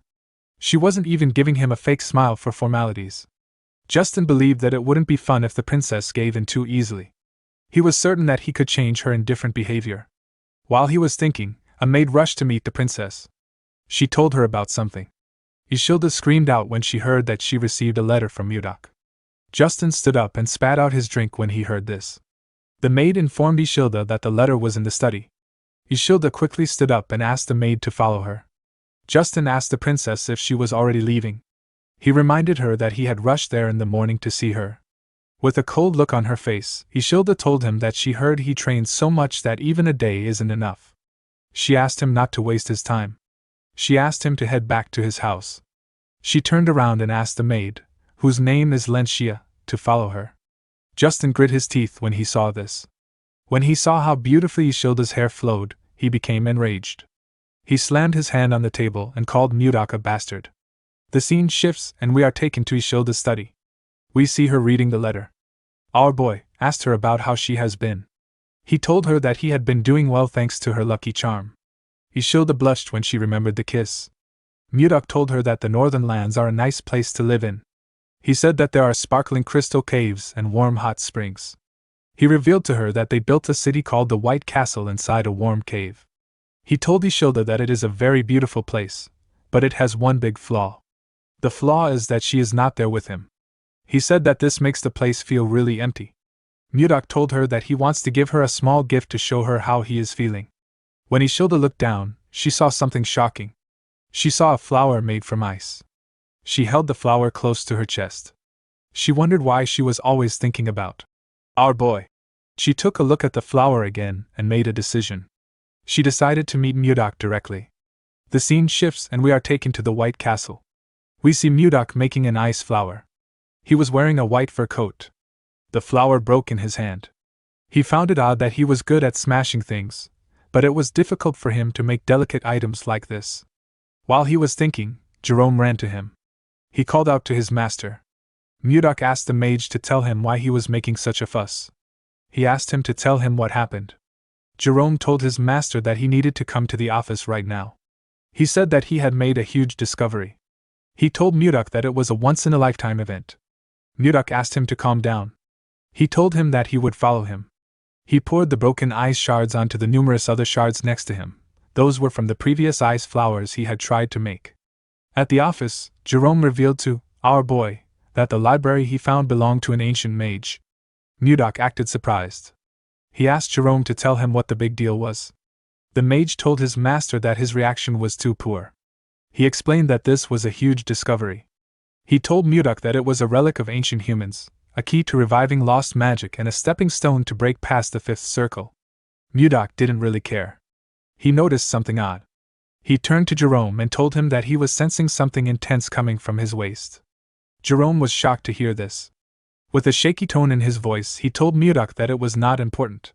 He said that he didn't report it because it was worthless. Mudok used his chi to drag a bag out of Jerome's clothes. Jerome became scared. With a smile on his face, our boy told the mage that he needed to see it since he was trying so hard to hide it. When he opened the bag, he found something odd inside. He found some shiny rocks. Jerome explained to his master that he wasn't trying to hide the stones. He told him that the stones were filled with condensed mana. They are called mana stones. Mudok asked Jerome to tell him what he wanted to use the mana stones for. Jerome gathered his mana and revealed to Mudok that he is currently a fourth circle mage. He has nearly reached the fifth circle, but he hit a wall that has been holding him back for a while. He told Mudok that he believes a mana stone might help him overcome it. Our boy understood that it wasn't easy for him to surpass his current level. He told Jerome that he understands how he feels. The mage thanked him for this. Mudok revealed to him that he would not allow him to use the mana stones. Jerome was annoyed to hear this. He explained to Mudok that increasing his power would benefit the White Castle. He begged our boy to allow him to use it. Mudok denied his request. He explained to him that he might be able to break through his wall with the mana stones now, but he asked him what he would do after that. He asked him if he would start searching for another mana stone again. Our boy told Jerome that this isn't important. When stepping into a new realm, the important thing is the effort one makes to gain true understanding. Mudok explained to him that growth comes from time and effort. It has no shortcuts. Jerome clenched his fist and released it. He realized that his master was right. He recalled that he reached the fourth circle with his own efforts. Jerome remembered someone telling him that magic isn't something he can learn in a hurry. The man told him that he would be able to understand what magic is as he slowly progresses. Jerome told Mudok that he had started forgetting his grandfather's words, without realizing it. Mudok was relieved to see that Jerome understood him. He was already ready to beat his intentions into him.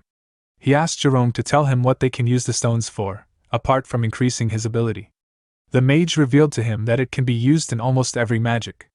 It is extremely versatile. It can be used in mana amplification, barrier shields, and even communication spells. Mudok was shocked to hear this. He asked Jerome if a person can communicate without a mage with the mana stones. Jerome told him that he is correct. He explained to him that someone without magic can communicate with it, as long as he casts communication spells on the mana stone. He told Mudok that this is a high-quality mana stone. They can use it to communicate all the way to the Jeva Empire across the sea. Our boy picked up a cup and asked Jerome if he knows the most important thing in governing a country. Jerome said that he is not sure. Our boy revealed to him that it is the speed of information. He told him that the country that gathers and delivers information faster can change the game. He ordered Jerome to turn all the mana stones into communication stones. The scene shifts and we are taken outside the White Castle. We see Mudok, Jerome, and Osborne standing outside. Jake called out to our boy with the mana stone and asked him if he can hear him. Mudok and Osborne were surprised to see this. Our boy told Jake that he can hear him clearly. He asked Jake about how far he has gotten while riding a wyvern. Jake told Mudok that he is 10 kilometers above the plains from the White Castle. He told our boy that he can hear him perfectly. Mudok was happy to see that the signal did not have any interference. He said that the communication stones test is a success. He announced that they will use the communication stones to stay in contact from now on. The moment he said this, he heard Jake saying that the wyvern is amazing. Jerome and Osborne became worried when they saw that the boy interrupted their master. He asked the wyvern to do a triple spin nosedive. Our boy was annoyed to hear the boy's voice. He ordered him to come back. He squeezed the communication stone and ordered Osborne to increase the training intensity when Jake returns. Jerome begged his master not to break the communication device. Before Mudok could break it, someone called out to him. When he turned around, he saw some wyverns landing in front of the White Castle. The person who called out to him was Savina. The girl told him that she is back. Mudok was happy to see her. He asked her to come in. In the next scene, we are taken to the meeting room. We see everyone seated. All of them now had new white uniforms. Mudok was reading a letter in the room. Savina asked her master if there is something wrong with Edmund's letter. Mudok told her that there isn't. He revealed to her that he asked Edmund to send him information about the political climate of nearby countries. He said that Edmund talked about it in great detail. Mudok noticed that a particular name was mentioned a lot of times in the letter. The name is Anos. The name felt strange to Mudok. He asked the people there if they know anything about Anos. Stuart Gale was surprised to hear the name. He told Mudok that he has never seen Anos himself. He said that people say that he is a grand sword master. Everyone was shocked to hear this. Mudok didn't know how to react. The members could not believe that there was someone more powerful than a sword master. They thought that there wasn't a single person on the continent that was above a sword master. With a terrifying tone in his voice, Mudok ordered his men to keep quiet. Everyone quickly shut their mouths. They were all scared. A grand sword master is at the realm of harmonization in the Central Plains. Someone in the realm of harmonization would be able to create a sword manifestation. Mudok was disappointed when he found out that there were only 10 people who could use sword aura in this world. To a warrior like him, a life without worthy opponents is very dull. He could not believe that a master of the harmonization realm has shown up. Even though the person wouldn't be a match for him, our boy was still excited. He wanted to meet the strongest person in this world. Stuart Gale told Mudok that he heard something unusual about Anos. He revealed to his master that people say that when he uses his swordsmanship, a plum blossom scent follows. Mudok was shocked to hear this. He knew about a swordsmanship that releases the scent of plum blossom. He knew that only people of the Manhwa sect are capable of using such techniques. A realization dawned upon Mudok. He realized that someone else from the Central Plains might have crossed into this world. The scene shifts and we are taken to the time when Mudok unified the Central Plains. We see him trying to touch a plum blossom with his hand. He told someone that the Manhwa sect uses a sword technique that gives off the scent of plum blossom. Mudok told the man, who he held up with his eyes, that his swordsmanship is impressive. He told him that he simply chose the wrong opponent. The man's name is Jungpung. He is the head of the Manhwa sect. Jungpung grit his teeth and called our boy a bastard. He told Mudok that the outcome would have been different if his disciple was here. Mudok asked him if he is referring to the disciple that ran away a few days ago. Jungpung told Mudok that his disciple didn't run away. With a look of anger on his face, he said that his disciple suddenly disappeared during his secluded training. It was as if he vanished from the world. At the time, Mudok thought that this was a ridiculous excuse. But after coming to this world, our boy began to believe what Jungpung said. He wondered if Jungpung's disciple is actually Anos. Jerome asked Mudok if this is everything the letter said. Our boy told him that there is nothing really important in the letter. He told his cabinet that he was informed the kingdom sent an inspection team. Everyone was shocked to hear this. Jerome asked Mudok to tell him if something is wrong. Mudok did not understand why he was panicking. He asked him if it was a big deal. Jerome told him that it is. He explained to Mudok that there are only two reasons why an inspection team visits. It is either a royal sightseeing trip or the capture and execution of traitors. Jerome believed that they needed to be prepared. He asked Mudok about when the inspection group was coming. Our boy raised his hand and pointed outside. Jerome quickly turned around. Mudok told him that it is currently 1 p.m. He said that the group has already arrived outside the palace. We see a large number of soldiers waiting. Jerome and the others were shocked to see the amount of soldiers that came. They even saw some knights among them. Justin stepped forward in armor. He called upon Mudok and asked him to come down and receive the inspection group with proper manners. Mudok quickly appeared in front of him. He greeted Justin and asked him if his arm is now better. Justin was annoyed to see our boy mocking him. Members of Mudok's group were surprised to see him on the ground. They did not know how he was able to quickly get there. Jerome wondered about what his lord was thinking. He did not know if our boy was going to kill them and commit treason. Mudok smiled and asked the princess to come out. Ishilda asked Justin to refrain from making threats. She stepped out and took off her hood. She asked our boy if he has been well. In the next scene, we see Ishilda smiling as she looked around the White Castle. She was surprised to see how beautiful the crystal cave was. She told him that she wants to see the hot springs.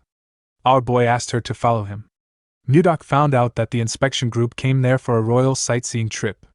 After Ishilda read his letter, she begged her father until he let her come with the inspection group. While showing her around, Mudok told the princess that she is still as stubborn as ever. He reminded her about the lucky charm she gave him. Ishilda began to blush when she remembered the kiss. She told Mudok that the topic is off limits for now. Upon seeing how shy she was, Mudok realized that she is still the same way she was in the Central Plains.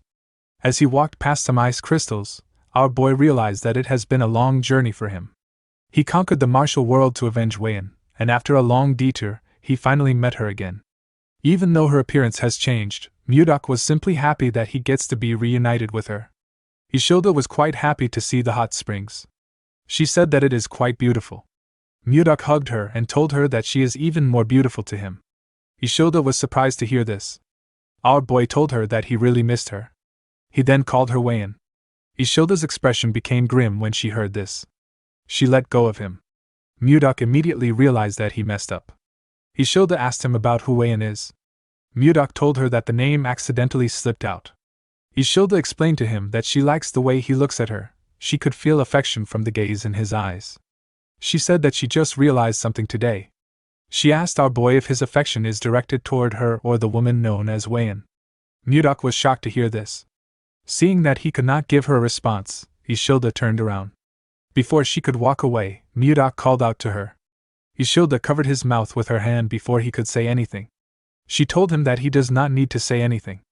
As tears slowly dropped from her eyes, she turned around. She told Mudok that she has already gotten her answer. Mudok wanted to stop her. He clenched his fist out of anger because he didn't know what to say. At night, we see Mudok walking in the forest. He thought about Wayan and Ishilda. He knew that Ishilda won't understand the emotions he has built up, even if he explains his transmigration to her.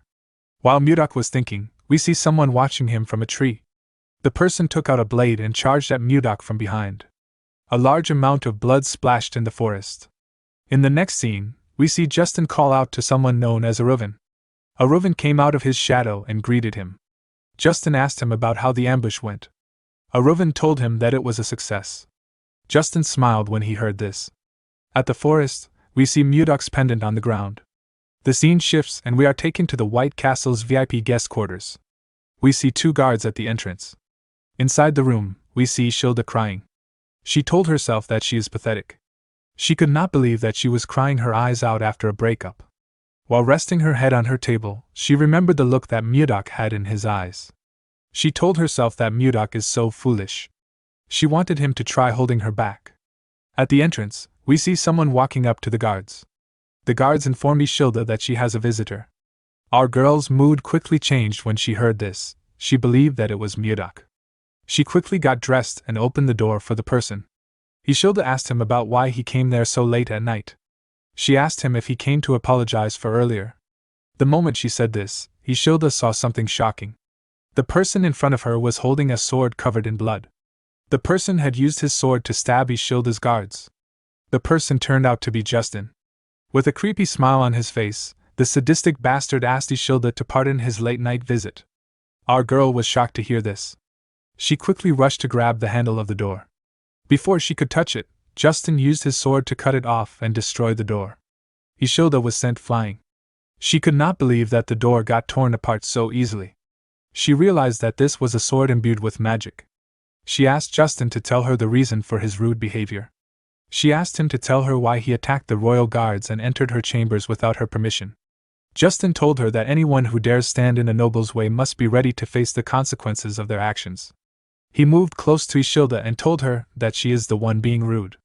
He told her that she ignored his feelings and held on to some guy who appeared out of nowhere. Ishilda asked him to repeat what he said. She could not believe that he did all this over something so petty. She told Justin that Mudok won't sit back and let him do as he wishes. Justin found it funny that she still thought of Mudok even in her current situation. He told Ishilda that our boy is dead. The girl was shocked to hear this. Justin revealed to her that he sent an elite assassination squad after our boy. He told Ishilda that the ambush was successful. He said that she won't even find Mudok's corpse. He raised his hand when he said this. As his hand slowly got close to her, Ishilda called out to Mudok. Outside the castle, we see Mudok raise his hand and release his energy. His cold energy got released in the room. Justin was shocked to feel something moving his body. Ishilda was also shocked to see this. Our boy clenched his fist and used his energy to slam Justin's body on the wall. He dragged Justin out of the room. The boy immediately knew that it was Mudok that was doing this. He called him Baron Blizzard. Our boy threw Justin to the ground and ran into the room.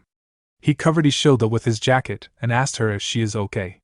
He gently smiled at her. Ishilda was quite happy to see him. She told him that she is fine. She asked him if he is okay.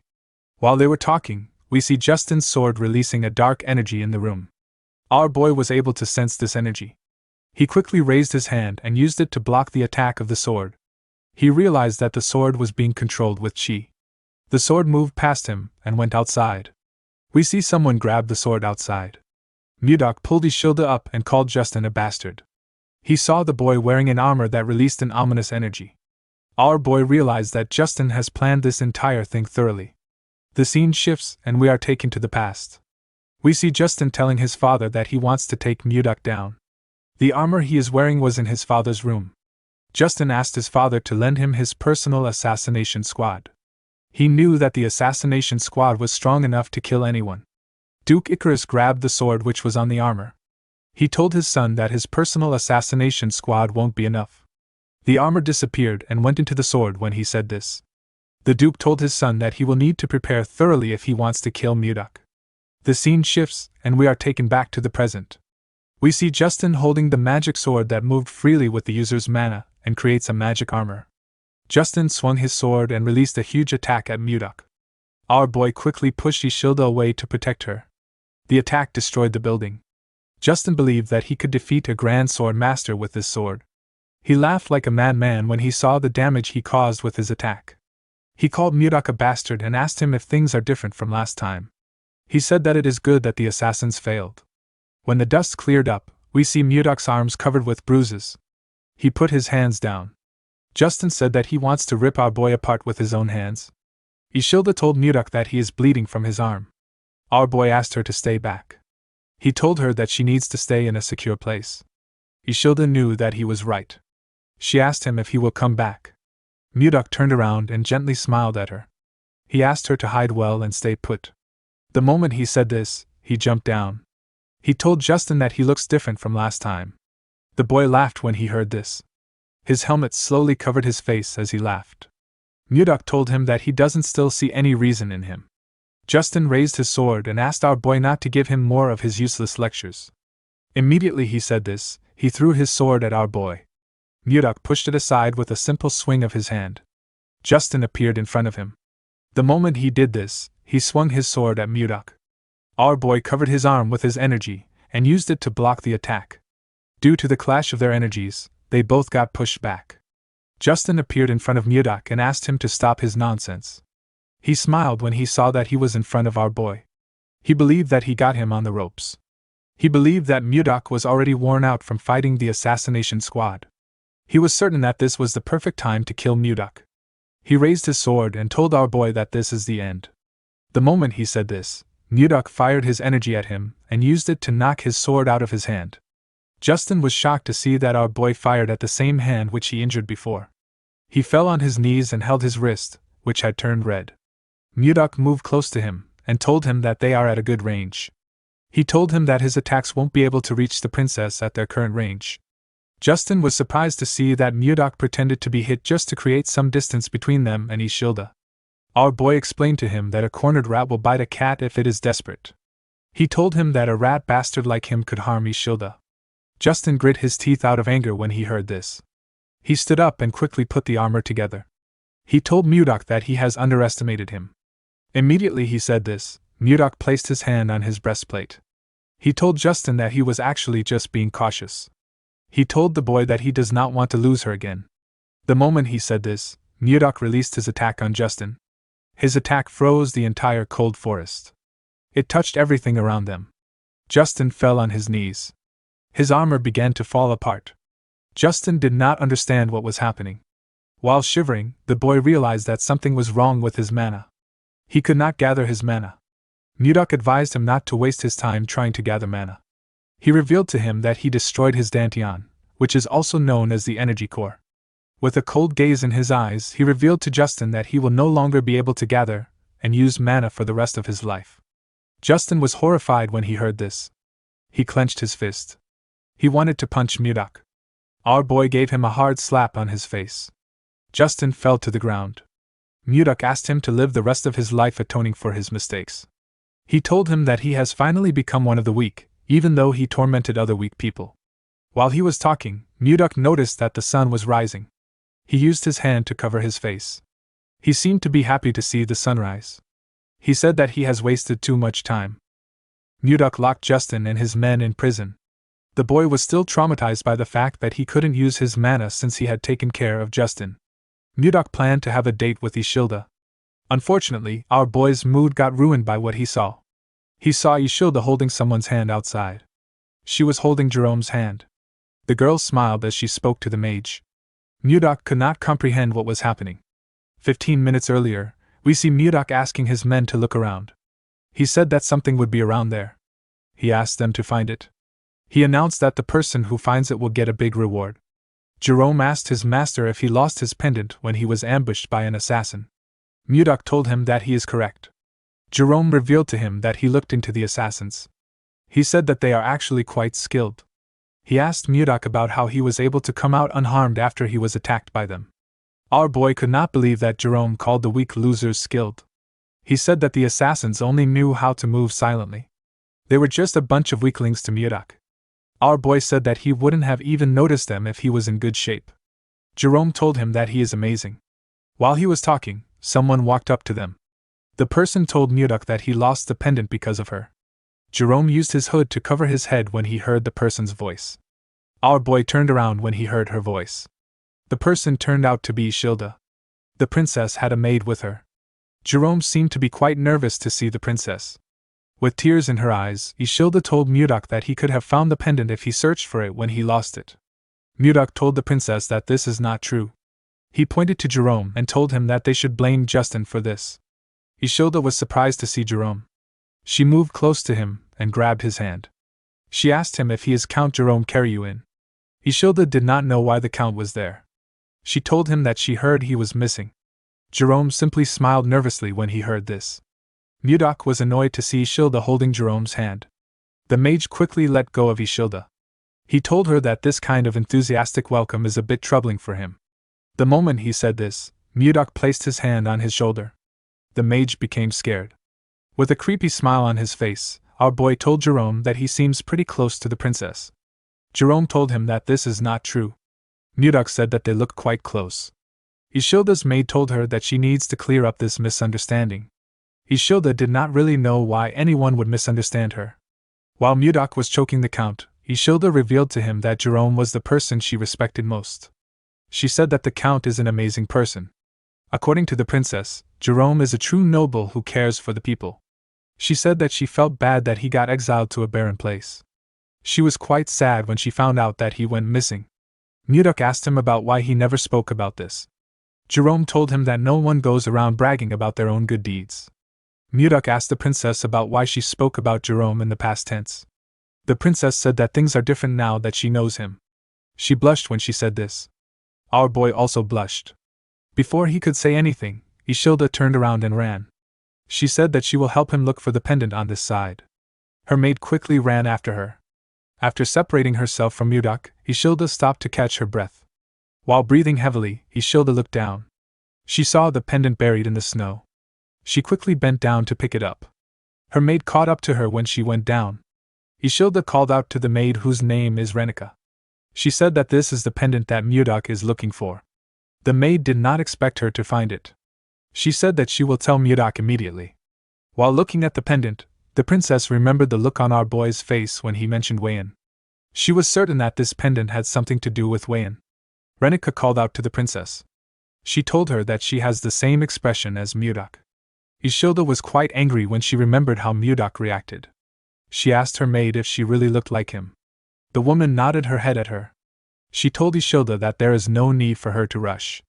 She assured her that Mudok is thinking about her the same way she is thinking about him. Isilda stared at the pendant when she heard this. At first, she was jealous, but now she is curious about the situation. She wondered about the woman who could win the heart of someone like Mudok. Isilda gave our boy back his pendant. She was quite curious about who Wayan is. The scene shifts, and we see someone break a glass containing the lotus of love. The person turned out to be Wayan's father. Chunha asked his daughter to move the trash away. He could not believe that she was telling him about a lotus that blooms for true love. He told Wayan that she is spouting nonsense. He reminded her that she already has a fiancé. He advised her to stop getting distracted by such stupid things. He asked Wayan to get ready for the marriage he arranged. Wayan stood up and told her father that he needs to open his eyes. She said that lovers who make the twin lotus flower bloom are blessed by everyone as soulmates. The girl was sad that her father only spoke about a political marriage even after witnessing such a miracle. She told her father that the martial alliance must matter to him more than his daughter. Chunha was hurt by her words. He clenched his fist out of anger. Wayan reminded him that he abandoned her mother for the martial alliance.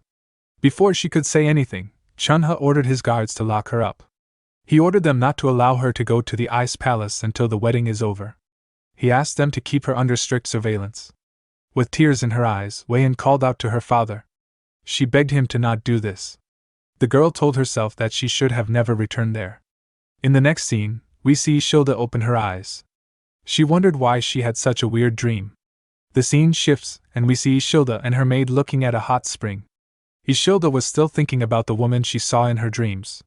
She wondered about who she was. While she was thinking, Mudok walked up to her. He asked her if something is wrong. The girl turned around and told him that she is fine. With a sad look on her face, she told Mudok that there is nothing to worry about. Our boy noticed that she was sad. He turned around and asked the princess to join him on a trip to clear her mind. Isilda did not expect to hear about a trip. When they went outside, they saw a screaming wyvern slowly coming close to them. Renica went down and put her hands on her head. She was quite terrified. Isilda was actually fascinated. She did not expect to see ice wyverns. She was quite excited. She said that she has never seen ice wyverns that were tamed. Mudok explained to her that the wyverns have been trained since they were little. He assured her that the wyverns are very friendly. He asked her not to fear them. The moment he said this, he saw some people walking towards them. It was Jerome and Jake. Jerome was carrying a suitcase. He told his master that departure preparations are complete. Mudok asked him if he also prepared something. Jerome said that he did. Immediately after he said this, something jumped out and landed on the ground. Renica screamed when she saw the thing. Jerome apologized to her for scaring her. He introduced her to a smaller version of Condal. He told her that he is a yeti. Isilda was shocked to hear that she was looking at a yeti. She recalled that the yetis are a legendary tribe said to live in the snowy fields. The princess quickly picked the yeti up. She said that she never imagined yetis to be a small and cute race. With a nervous look on his face, Jerome told the princess that he is glad she likes him. Our boy gave him a thumbs up. Before seeing Ishilda, Mudok told Jerome that the princess will be startled if she sees Condal. He asked the mage to shrink him with magic. Jerome told his master that magic isn't almighty. He said that he will still do it. Ishilda placed Condal on her head and pressed his fluffy fur. She smiled brightly as she touched the yeti. Mudok was happy to see her smiling. He told the princess that they need to go now. He called out to a wyvern called Lilith. The wyvern bowed her head to him. Mudok got on her and stretched his hand out to Ishilda. He asked her to take his hand. Ishilda blushed when she heard this. She raised her hand and grabbed Mudok's hand. Our boy helped her sit on the wyvern. After the princess sat down comfortably, Mudok tapped Lilith's rope. The wyvern began to flap its wings when this happened. Everyone and their wyverns went into the air. Jerome and Jake flew behind our boy and Ishilda. The princess was quite scared to be in the sky. She closed her eyes and held on to the saddle. This was her first time coming up in the sky. She told herself that she will be okay since she is with Mudok. With a smile on his face, our boy asked the princess if she would like to look ahead. Ishilda carefully opened her eyes. She was shocked to see what was in front of her. It was a beautiful sunset. Ishilda could not believe her eyes. Mudok asked her if she is feeling a bit better now. Ishilda did not expect to hear this. She smiled when she realized that our boy has been worried about her all along. She told Mudok that she feels better thanks to him. Our boy smiled when he heard this. He asked the princess to hold on tight. Ishilda did not know why he said this. Mudok made his wyvern speed up and pierce through the clouds. The scene shifts and we see the group arrive at their destination. Luya welcomed them. She told Mudok that he should have at least sent word to her in advance. Our boy reminded her that they are far away from each other. He asked her how they were going to contact her. He told the girl that she can report the trade matters to Jerome. Mudok told the mage that he is counting on him. Jerome was shocked to hear this. He told his master that he is basically doing everything. He asked Mudok what he will do. Our boy said that he will be dining with Ishilda at a nearby restaurant. He asked the mage to finish everything before he returns. Luya told him that she understands. Jerome asked our boy if he doesn't get to have a say in this case. In the next scene, we see Ishilda looking at the beautiful town from a balcony in the restaurant. Mudok told her that he prepared the place for her. He asked her if she likes it. Ishilda replied that she loves it. While looking around, Ishilda realized that she has seen the flower inside Mudok's pendant before. She quickly recalled that this was the lotus she saw in her dreams. While she was lost in thought, Mudok called out to her. He asked her if she is all right. The princess apologized to him. She said that she was just thinking about the strange dream she had last night. Mudok asked her about what happened in the dream. Ishilda revealed to him that there were people wearing strange clothes and living in houses that she has never seen before. In her dream, she was a woman in her early 20s, a woman with pale skin, brown hair, and black eyes. Ishilda said that she always had a sad expression on her face because her father wanted to force her into a political marriage, even though she already had someone that she loved. The princess laughed and said that it was such a strange dream. Mudok grabbed his pendant and laughed with her. Ishilda revealed to him that she desperately called out to someone in her dream. She called out to someone known as Gaga. Our boy was shocked to hear this. There was only one person that called him Gaga in his entire life. This person is Wayan.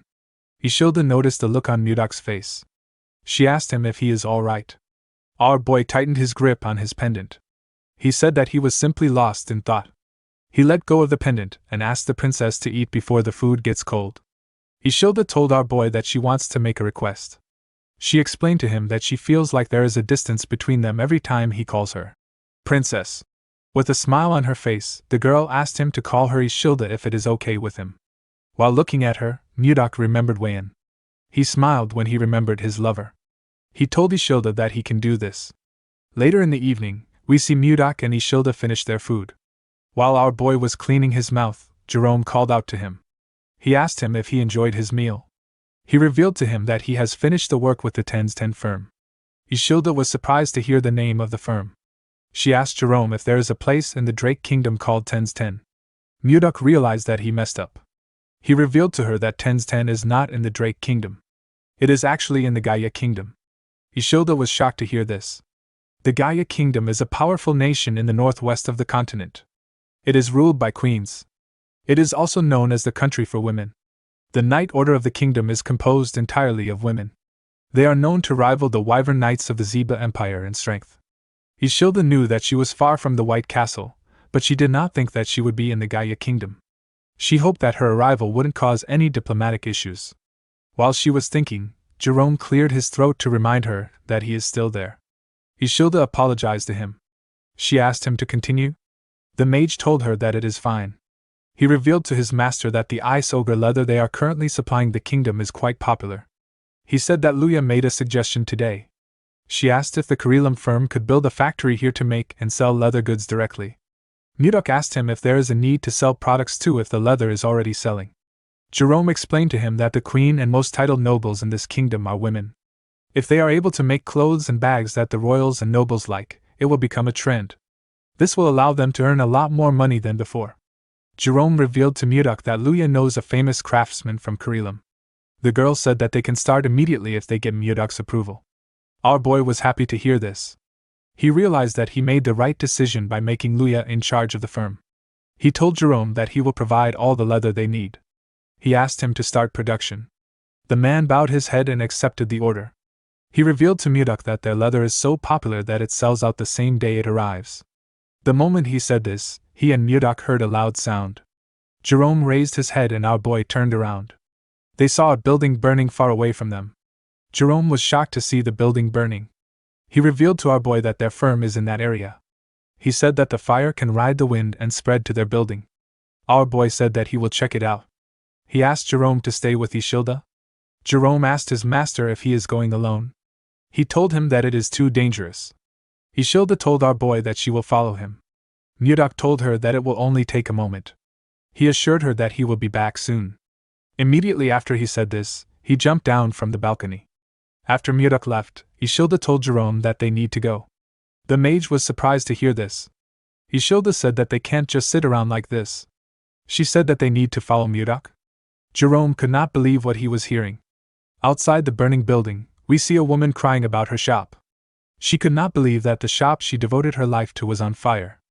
Other vendors were also crying. When our boy arrived there, he was surprised to see the scale of the fire. It was much bigger than he thought.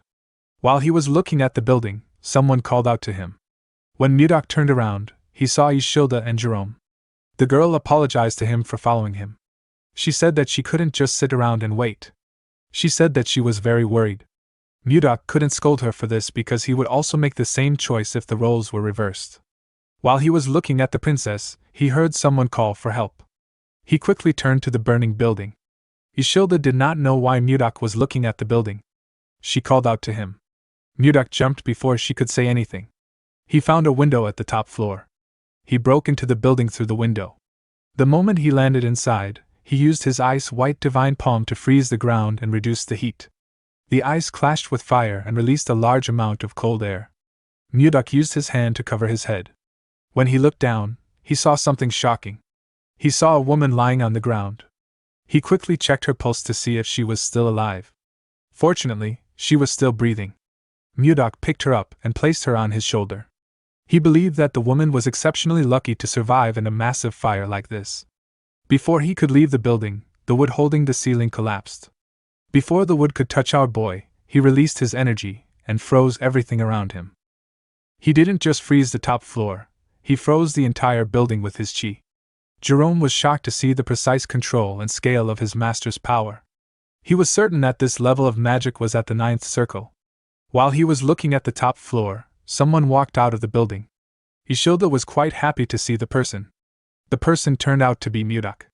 Our boy froze the ground with each step he took. The scene shifts, and we see a man and a woman having a meeting near a fireplace. The man poured the woman some liquor. He referred to her as princess, and told her that there were signs of rebellion. The princess wasn't pleased to hear this. She asked the man to tell her who dared to try it. The moment she said this, the princess began to feel dizzy.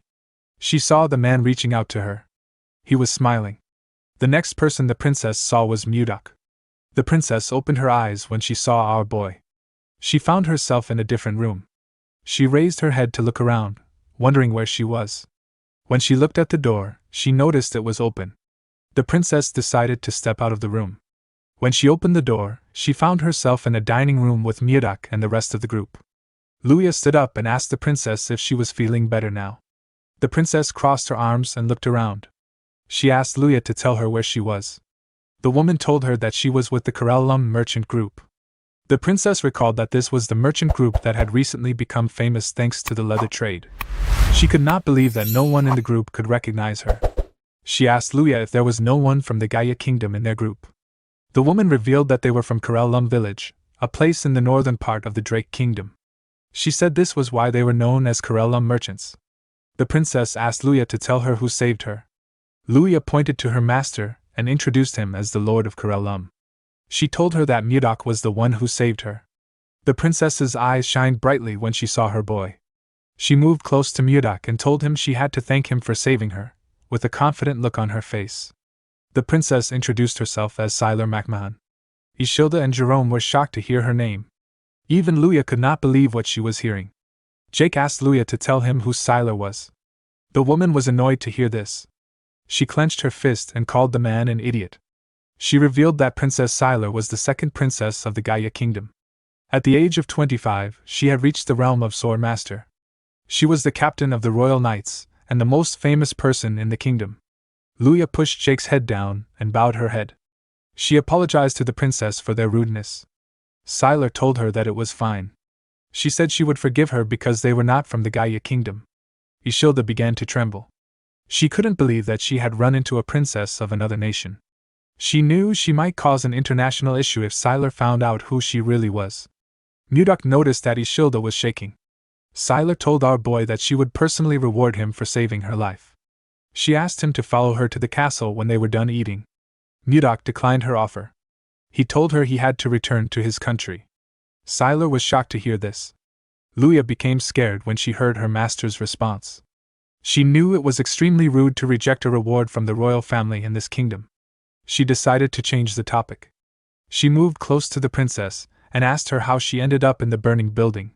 Seol realized she had been left there by Baron Dayton.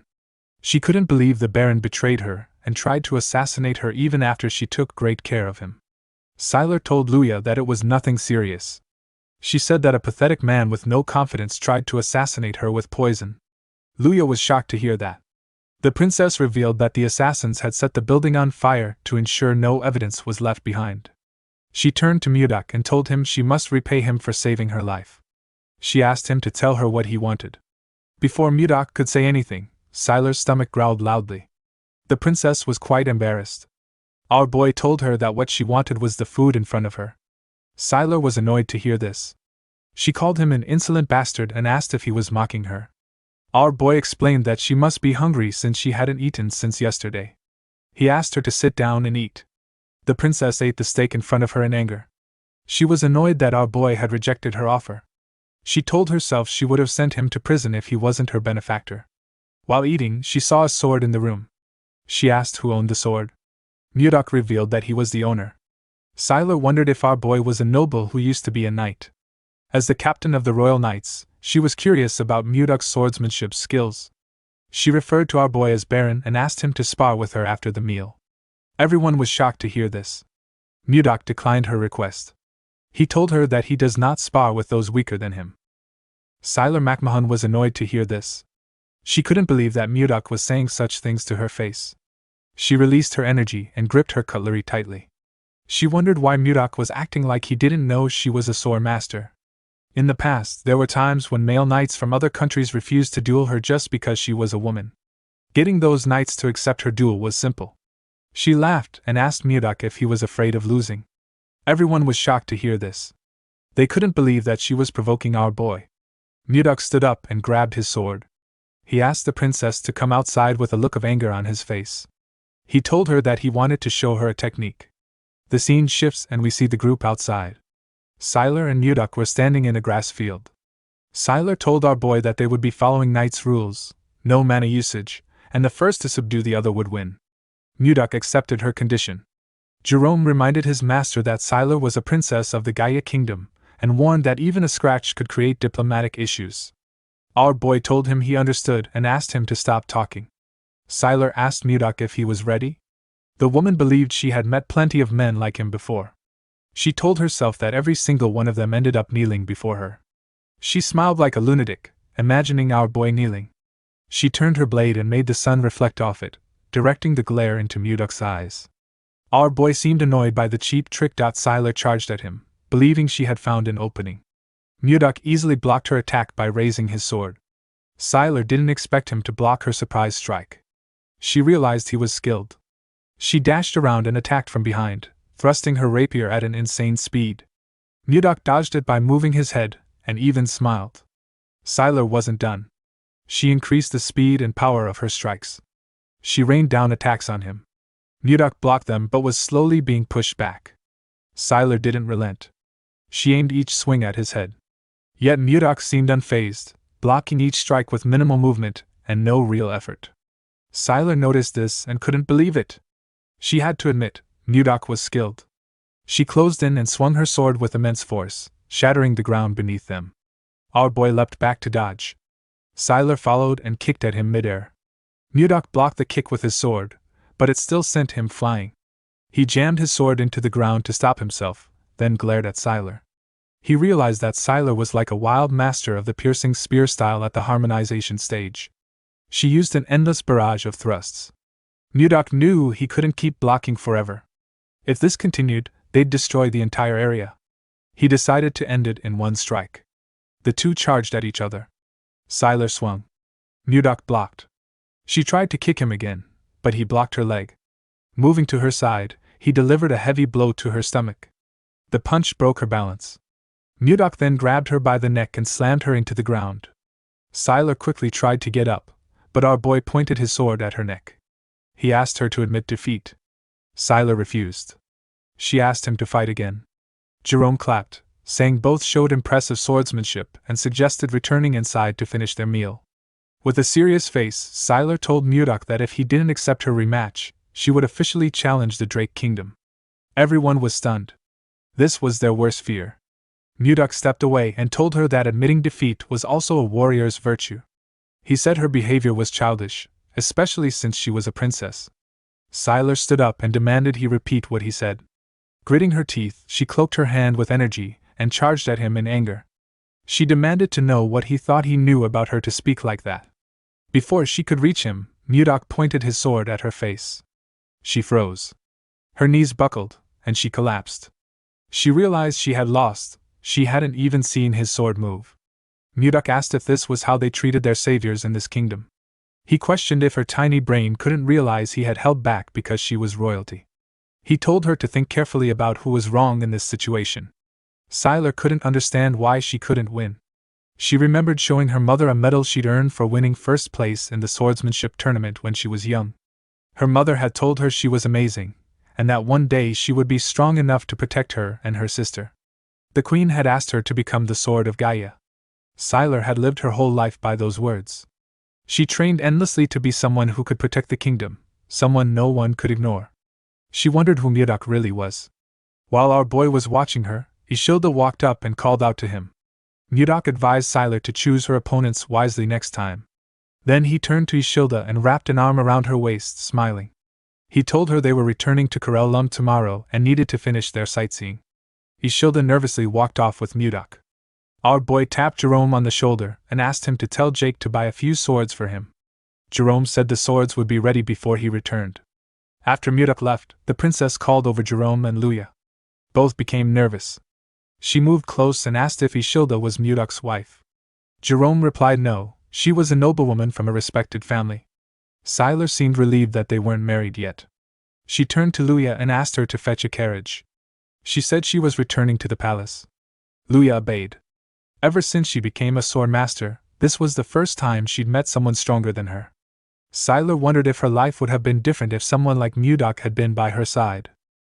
After returning to the palace, Siler sent her closest aides out to find Baron Dayton. He was found dead in his basement. There was a letter in the Baron's hand. The Baron wrote that his family had been taken hostage. The letter was already torn, so this was the only thing Siler could find out. The torn part probably had the name of the mastermind on it. The killer tore the letter after taking out the Baron. Siler continued searching for the person who attempted to kill her. She couldn't find any clear evidence or information. There was only one person that Siler strongly suspected. At the castle, we see a maid announce to someone that Siler has arrived. The person asked the maid to let Siler in. Siler stepped into a greenhouse.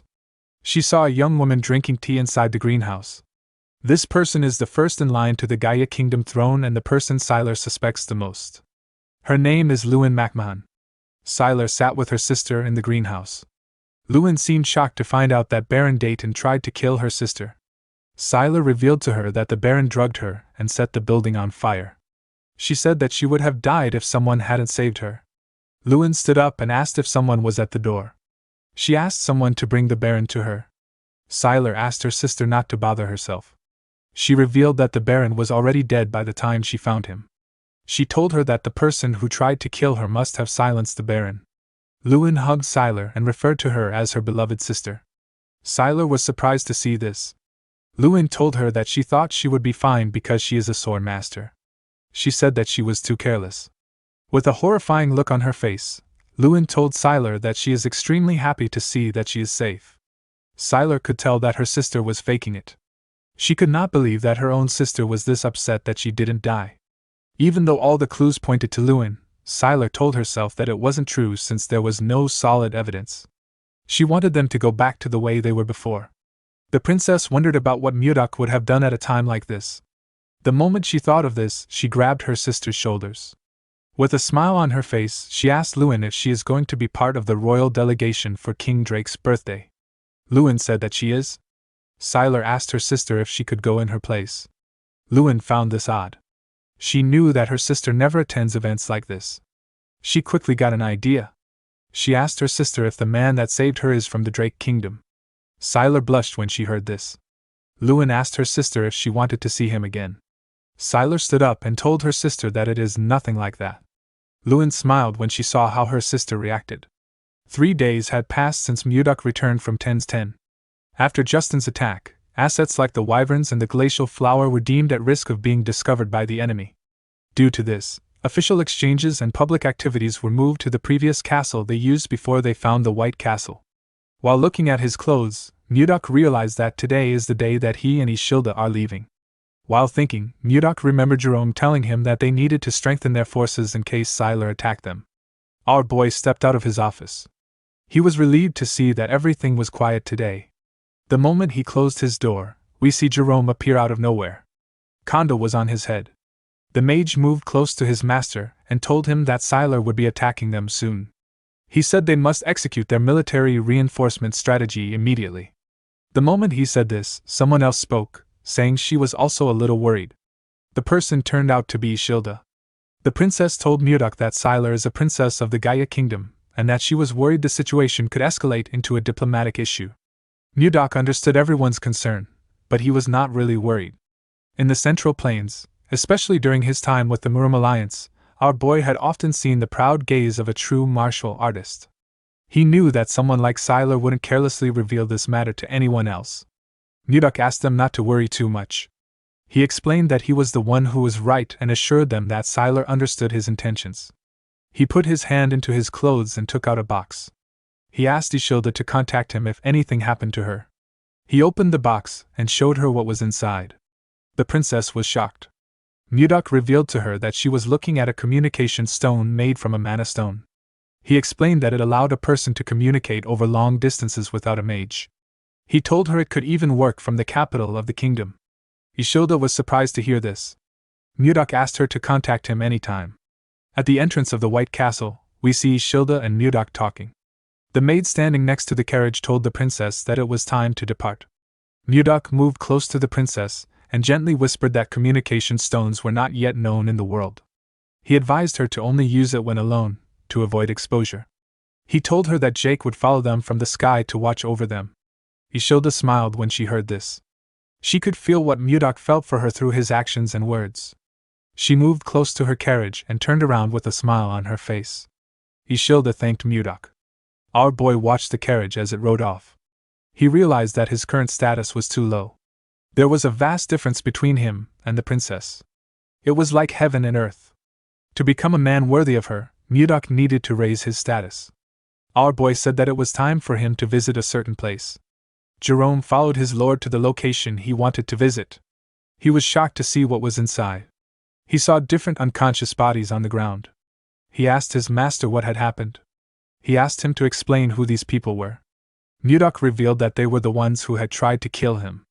Jerome asked if they were the assassins that Justin brought. Our boy said that he was correct. Mudok and Jerome walked past the assassins lying on the ground. The mage asked if Justin knew about them.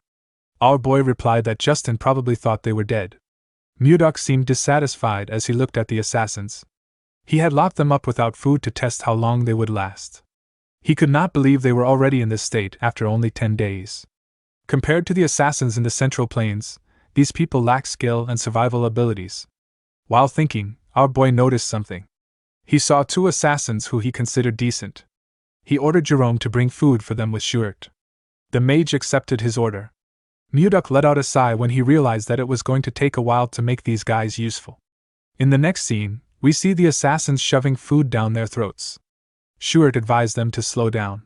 Jerome decided to question his lord. He asked him why he kept these people alive. Our boy revealed that he planned on raising them as his own assassination squad. The mage was surprised to hear this. He asked his master why he would need an assassination squad. The moment he said this, Jerome became worried. He wondered if his master planned to send assassins to the Gaia kingdom before they attacked, or if he wanted both an ice wyvern unit and an assassination squad to start a rebellion. The mage did not know what his master was thinking. Jerome informed his master that having an ice wyvern unit and an assassination unit might be too much. He told Mudok that they were able to get through the inspection thanks to the princess's visit. He said that they might be accused of treason when the next inspection takes place. Mudok wasn't listening to a single thing that Jerome said. He was actually thinking of Princess Ishilda. Before leaving, the princess informed him that her father's birthday would take place soon. She asked him if he was also going to come to the capital. Mudok revealed to Jerome that he planned to use the king's birthday as a turning point for his territory. He said that he would be entering the central political stage. The mage screamed when he heard this. He didn't understand why his master suddenly became ambitious. Mudok explained to him that he had to be a duke to even stand a chance with a princess like Ishilda. In order to become a duke, he needed to face countless enemies. Our boy told Jerome that an assassination unit was necessary for their growth. He called out to Shuert and asked him if the entire Blizzard Order had assembled. The captain of the Blizzard Order told him that they had. He said that the men had gathered at the entrance just like he instructed. Our boy called out to the assassins and asked them to listen. He revealed to them that they had only 2 choices. The first choice was to become his subordinate, and the second choice was to die at his hand. Mudok informed them that they couldn't actually become his subordinates because their skills were pathetic. The assassins did not expect to hear this. Our boy revealed to them that he had prepared a training program to whip them into shape. He asked them to choose one of the weapons placed behind them. He ordered them to go outside and kill any knight they saw. 3 weeks later, we are taken to the snowy forest. We see 3 knights backing each other. They held their swords and shields up, seeming to prepare to block someone's attack. While the knights were looking around, someone charged at them with a dagger. One of the knights blocked the man's attack with his shield. The other 2 knights grabbed his clothes and slammed him on the ground. The knight that blocked the attack raised his sword. The man screamed when he saw this. The knight took a badge off the man. Immediately after he did this, the other 2 let the man go. The knight was very happy to see the token. He said that he killed the man. His comrades were also quite happy to see the token. One of them said that he wouldn't have to skip dinner today. The knights asked the man to sit somewhere, but the man forcefully stood up. Mudok watched everything from the top of a tree. He held a cane in his hand. It had been 3 weeks since the joint training between the Blizzard Order and the assassins began. The rules of the training were simple. Each participant received a single badge. If it was stolen or damaged, the owner was considered dead. If one side lost all the badges, that side had lost the match. Although this training sounded simple, nothing spurred growth like competition. Since both sides needed to get some training, this was the best exercise for them. While Mudok was looking around, he saw a bright red light shining in the forest. Our boy said that something had started again. All the assassins were marked by Jerome's tracking spell. If they left the designated area, an alarm would go off. The assassin who ran out of the designated area was a young man with red and white hair. The man looked behind him to see if anyone had caught up to him. Before he could get far, someone called out to him and told him that this was his 10th time. The man was surprised to hear the person's voice. The man, whose name was Miller, quickly looked up to see Mudok on a tree. Our boy informed him that this was the 10th time he had deserted. He reminded him that he had said he would kill him if he caught him running one more time. Miller went down and took out a dagger, saying that he didn't have time for games. Before he could do anything, he got hit in the neck. The man fell to the ground and lost consciousness. He was hit by another man. The man who hit him went on his knees and apologized to Mudok. He begged our boy to forgive Miller one more time with his great mercy. This man was Baker, the leader of the assassins. Mudok asked Baker to tell him why Miller was so desperate to escape. Baker revealed to him that Miller wanted to avenge someone. Our boy asked him what he meant. Baker explained to him that Miller was different from the others who became assassins to make money. When he was a child, Miller's entire family was murdered. He was the only one who survived. Miller later found out that the killer would be attending a party in the capital next month. Mudok realized that there was only one party that was going to take place in the capital next month. The scene shifts, and we are taken to the White Castle. We see Mudok watching the sunset from the window. While he was looking outside the window, Miller woke up. Mudok immediately informed him that the king's birthday party would be guarded by hundreds of mages and knights. He asked Miller if he really thought he could successfully assassinate his target in this environment. Miller realized that his leader had told Mudok about his life. He explained to our boy that he had lived his whole life for revenge. He said that he didn't care about what would happen to him as long as he could kill his enemy. Mudok assured him that he would never be able to get close to his enemy, or even get his revenge. He told him that he would die a pointless death without gaining anything. Miller knew that Mudok was right. Our boy revealed to him that he would be attending the party as a noble. Miller asked him why he was sharing this with him. With a crazy smile on his face, Mudok told the boy that he was proposing a deal. He promised to help him get revenge if he served him with complete loyalty. Miller was shocked to hear this. He asked Mudok why he wanted him. He told our boy that there were many assassins who were better than him in the group. Mudok told him that Baker had said he was the only one who became a top-class assassin at age 25. He told Miller that he held his potential in high regard. Although the man was still lacking in Mudok's eyes, it was certain that he would still grow stronger. Our boy told him that he needed him in the assassination unit he was forming. He asked Miller if he would make a deal with him. The man remembered the bodies of his family members. He went on his knees and told Mudok that he would do anything as long as he could get his revenge. Our boy walked past him and told him that they had a deal. He revealed to him that they would be traveling in a few days and asked him to prepare.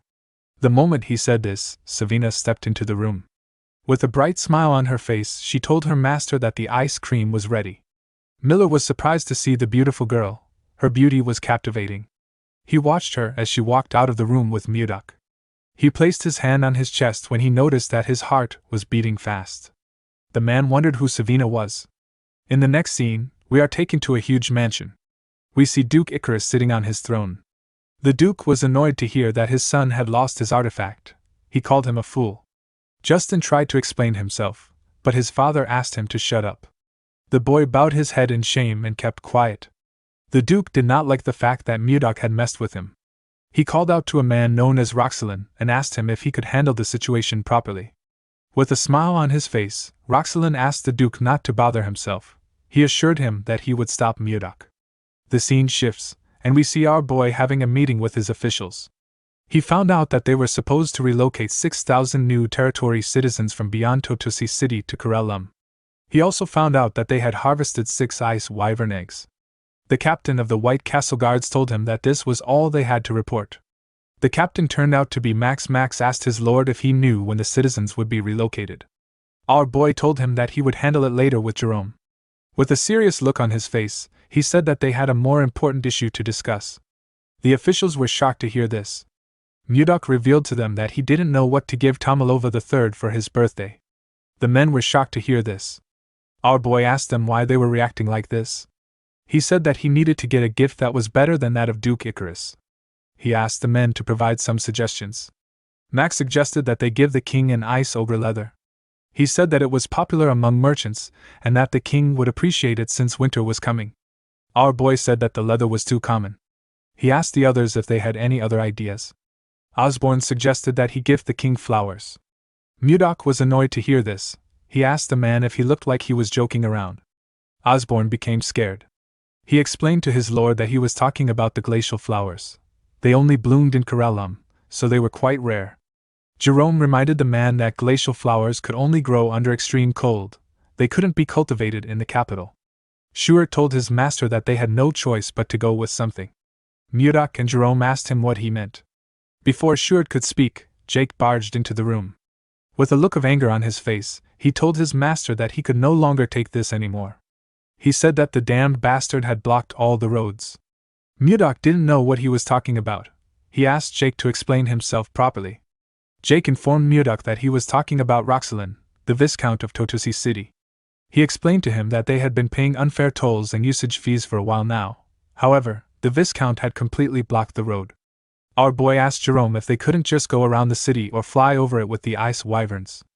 The mage explained to him that ice wyverns had cargo limits, so land routes were essential for transportation. He used his magic to create a map of the cities. He explained to Mudok that they had to pass through Totosi City to reach the capital from Karellum. Since Totosi City didn't know that they had ice wyverns, they blocked the land routes in hopes of stopping their transportation of goods. Due to the fact that the Viscount blocked the road right before the nobles-only party, Jerome was able to deduce that the Viscount was trying to stop his master from attending the party. Mudok believed that the Viscount must be hiding something. He asked Jerome to tell him why the Viscount was trying to block his path. The mage revealed to him that the Viscount had built his power under Duke Icarus. He said that the Duke must be the one who put the Viscount up to this. Our boy smiled when he heard this. He said that they had to respond if their enemies provoked them. Jerome was surprised to hear this. He asked his master not to start a territorial war. Mudok didn't know what a territorial war was. He asked the mage to tell him what it meant. Jerome explained to him that it was a war between the land-owning lords. As long as they didn't break the royal law, even the king couldn't interfere.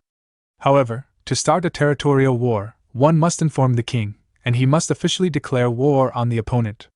The only exception to this rule was when the noble finished the war before the news reached the king's ears. The noble could report it after making his opponent surrender. Mudok smiled when he heard about this. He believed that the war had arrived at the perfect time. It was the perfect time for them to test what they had been preparing. Our boy turned to Shuert and ordered him to prepare for deployment, telling him to leave a small force in the territory. Shuert accepted the order. Mudok asked Max to put the assassination unit on standby for now. He ordered him to send Miller to scout Totosi City. The man accepted the order. Mudok turned to Jake and asked him to prepare his wyvern unit for deployment. The man was shocked to hear this. He reminded his lord that his unit only had 20 people. He asked if they were not too small for a territorial war. Our boy did not expect to hear this. He asked Jake if he was really the captain of the Wyvern Knights. He told the man that he didn't trust the power of the wyverns even though he was so close to them.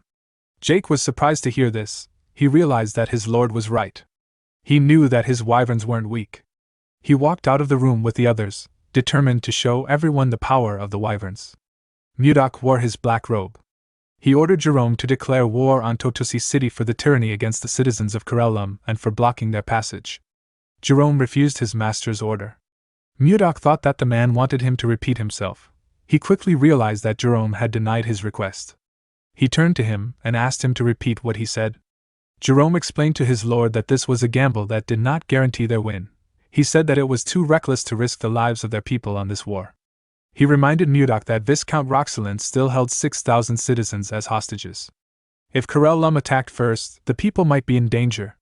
Apart from this, Totosi City's forces outnumbered their forces tenfold. If the city were to receive support from Duke Icarus, Karellum would be at an even greater disadvantage.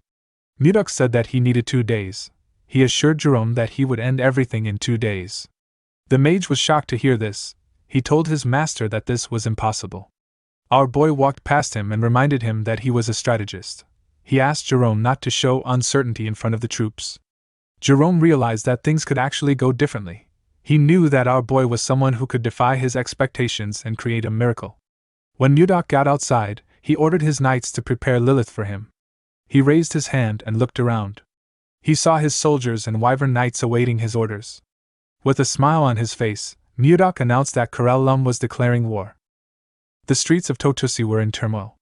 Knights marched through the city, dragging bound prisoners from Karellum toward the prison.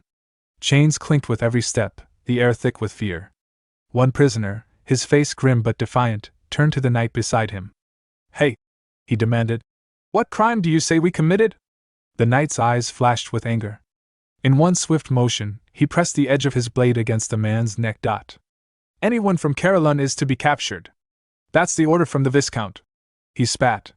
The scene shifted to a grand white and blue mansion loomed over the city, the residence of Totosi's Lord, Viscount Roxelin. Inside, Roxelin sat lazily in a chair by the window, his legs propped up on the table, gazing out at the streets below. A curly-haired subordinate entered and bowed. As ordered, we've arrested all residents from Caroline. Anything unusual? Roxelin asked, not bothering to turn his head. The merchants who used to trade at the castle gates, they've stopped coming. Roxelin chuckled. Those fools!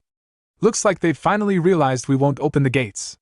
His eyes gleamed with calculation as he leaned back in his chair. The frozen land of Caroline, he mused, had no choice but to rely on imported food supplies. With the mountainous terrain blocking any path to the capital except through Totosi, the people of Caroline must already be starving. And with the royal gathering fast approaching, an event every aristocrat was required to attend, if Baron Blizzard failed to show up at the king's birthday banquet, his lordship would be revoked. At that moment, Roxelin could seize Caroline. A flawless plan. Defying Duke Icarus, whose influence eclipsed even the king's, was treason. But if Roxelin handled this right. Count? No, perhaps even Marquis. His ambitious thoughts were interrupted as the sunlight streaming through the window suddenly vanished. A massive shadow fell across the room. What is this? Roxelin muttered, frowning. Before anyone could react, a wyvern's enormous head smashed through the glass with a deafening crash, shards scattering across the floor. The beast's scales gleamed, its breath heavy and steaming. Roxelin's eyes widened in shock. A wyvern, here? Such creatures only lived beyond the Lazar Mountains. Heavy footsteps sounded atop the creature's back. Roxelin looked up to see a lone figure standing there, Mudok. Are you Roxelin? Mudok's voice cut through the stunned silence. Roxelin swallowed hard, sweat beading on his forehead. Who are you? State your name! I am the Lord of Caroline, Mudok declared. The color drained from Roxelin's face. If he was Caroline's lord, then Baron Blizzard himself stood before him. Mudok reached into his pocket, withdrew a scroll, and flicked it toward Roxelin with lightning speed. It zipped past the Viscount's ear, nicking it before slamming into the floor with a heavy thud. It's a declaration of war, Mudok said coldly. I'll be back in an hour. The sound of armored boots echoed through the hall as knights burst into the room. Viscount Roxelin! Are you all right? One shouted, only to freeze at the sight of the wyvern retreating into the sky. Isn't that a wyvern? Another stammered. Roxelin whirled on them in fury, striking one across the head so hard his helmet clanged as he hit the ground. You useless bastards! What were you doing while the enemy waltzed in? He roared, kicking the knight until he lay unconscious. The remaining knights looked away nervously, none daring to intervene. Panting, Roxelin turned to his curly-haired aide. Burn it! Dress the Caroline prisoners in Totosi's soldier uniforms, give them weapons. The man hesitated. You mean military gear? Yes, Roxelin sneered. Blizzard will kill his own people with his own hands. I want to see the look on his face. Gasps filled the room, but the Viscount ignored them. He stooped, snatched up the scroll Mudok had thrown, and ripped it to shreds. How dare he declare territorial war on me? I'll frame that barren bastard! Shoving his head out of the broken window, Roxelin bellowed to his men in the courtyard. From this moment, we declare war on Caroline. To the one who achieves the greatest merit, I will share my wealth and power. Laughter, loud and maniacal, rose from the knights below, mingling with Roxelin's own. But a knight stood behind Roxelin, who was no knight at all. Miller, in disguise, had heard everything. A small sound transmission device at his side carried every word to Mudok. Lord, did you hear that? Miller whispered. I heard it loud and clear. Mudok replied from atop the wyvern Lilith, his wyvern's unit flying close behind him. An hour later, Viscount Roxelin had dragged the prisoner before the castle wall, his knights stationed both behind them and atop the castle wall. The prisoners trembled in fear, clutching their shield as though it could protect them from what was to come. From his vantage on the wall, Roxelin smirked, thinking darkly, kill the people of your own territory with your own hands, and despair. It was then that the thunder of hooves and the shadow of wings announced the arrival of Mudok, mounted on his wyvern, Lilith, and Max, leading a unit of knights on horseback. Without hesitation, Mudok gave the order. Start the attack! The moment the command left his lips, Roxelin and his men froze in shock. From the skies, an entire wyvern unit swooped down, massive rocks clutched in their talons. At Jake's signal, the wyverns began hurling their cargo at the castle wall. Stones crashed down with bone-rattling force, shattering stone and wood. Yet, to the prisoner's surprise, none of the rocks struck him. A shimmering magical barrier stood between him and certain death, Jerome's doing. Jerome's voice rang out. "Blizzard Knights! The soldiers outside the castle are people of Caroline. First unit, evacuate them to safety. The rest of you, through the breach. Show Totusi the power of Caroline."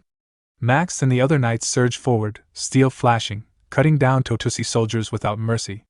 From above, Roxelin's thoughts raced. How did they know the soldiers outside the gate were prisoners? And since when has Caroline grown this strong? Before he could answer himself, Mudok descended from the skies, landing heavily on the wall. The Totusi knights stared at him in alarm. "Where did that man come from?" one gasped. "He's alone?" another wondered. "Attack him, all of you!" barked the knight captain. They charged in unison. Mudok's hand shimmered with icy aura, and in a blur of motion, he cut them down. When the fight ended, their lifeless bodies lay scattered across the wall, pierced through by jagged ice crystals. Mudok looked down at Roxelin. "Now, what's left is him." Meanwhile, in the forest near the wall, Roxelin's personal guard found themselves face to face with Lilith. Her presence alone made them tremble, unmoving. "What are you doing?" Roxelin shouted. "Fight! Quickly!" Still, they didn't budge. Furious, he kicked one of them to the ground. "You call yourselves my knights? After all this? I've already sent word to Duke Icarus. If we hold until reinforcements arrive, victory will be mine." But his words only fueled their resentment. One knight turned, punched him in the face, and sent him sprawling. "If you're going to die, die alone, you pig! What is the meaning of this?" "That's an order, come back!" Roxelin yelled. Instead, they walked away. Lilith padded closer, her eyes fixed on him. That was when Mudok arrived. "Lilith," he said calmly, "your stomach will hurt if you eat trash." Lilith backed off. Seeing Mudok, Roxelin's pride crumbled. He pressed his forehead to the ground. "Baron Blizzard, I was wrong. This is my defeat. I acted under Duke Icarus's orders. Please forgive me." Jake arrived then, descending from the sky on his wyvern, its jaws clamped around a struggling soldier. "Lord, I've captured the man heading to the Duchy of Icarus." Roxelin's face strained of color, sweat pouring down his brow. "Damn my luck." Mudok's voice was cold. "You've worked hard, lying about things you never meant. For the sin of persecuting my people, repay it with your life." Ice bloomed across his hand as he struck, but a shimmering magic barrier flared to life, stopping the blow. Jake stared in disbelief. "Why did you block the Lord's attack?" Mudok turned to Jerome, his gaze narrowing. "What do you think you're doing?" And with that question, the chapter came to its end. We got plenty more where that came from. Hit the subscribe button and stay tuned for even more amazing content.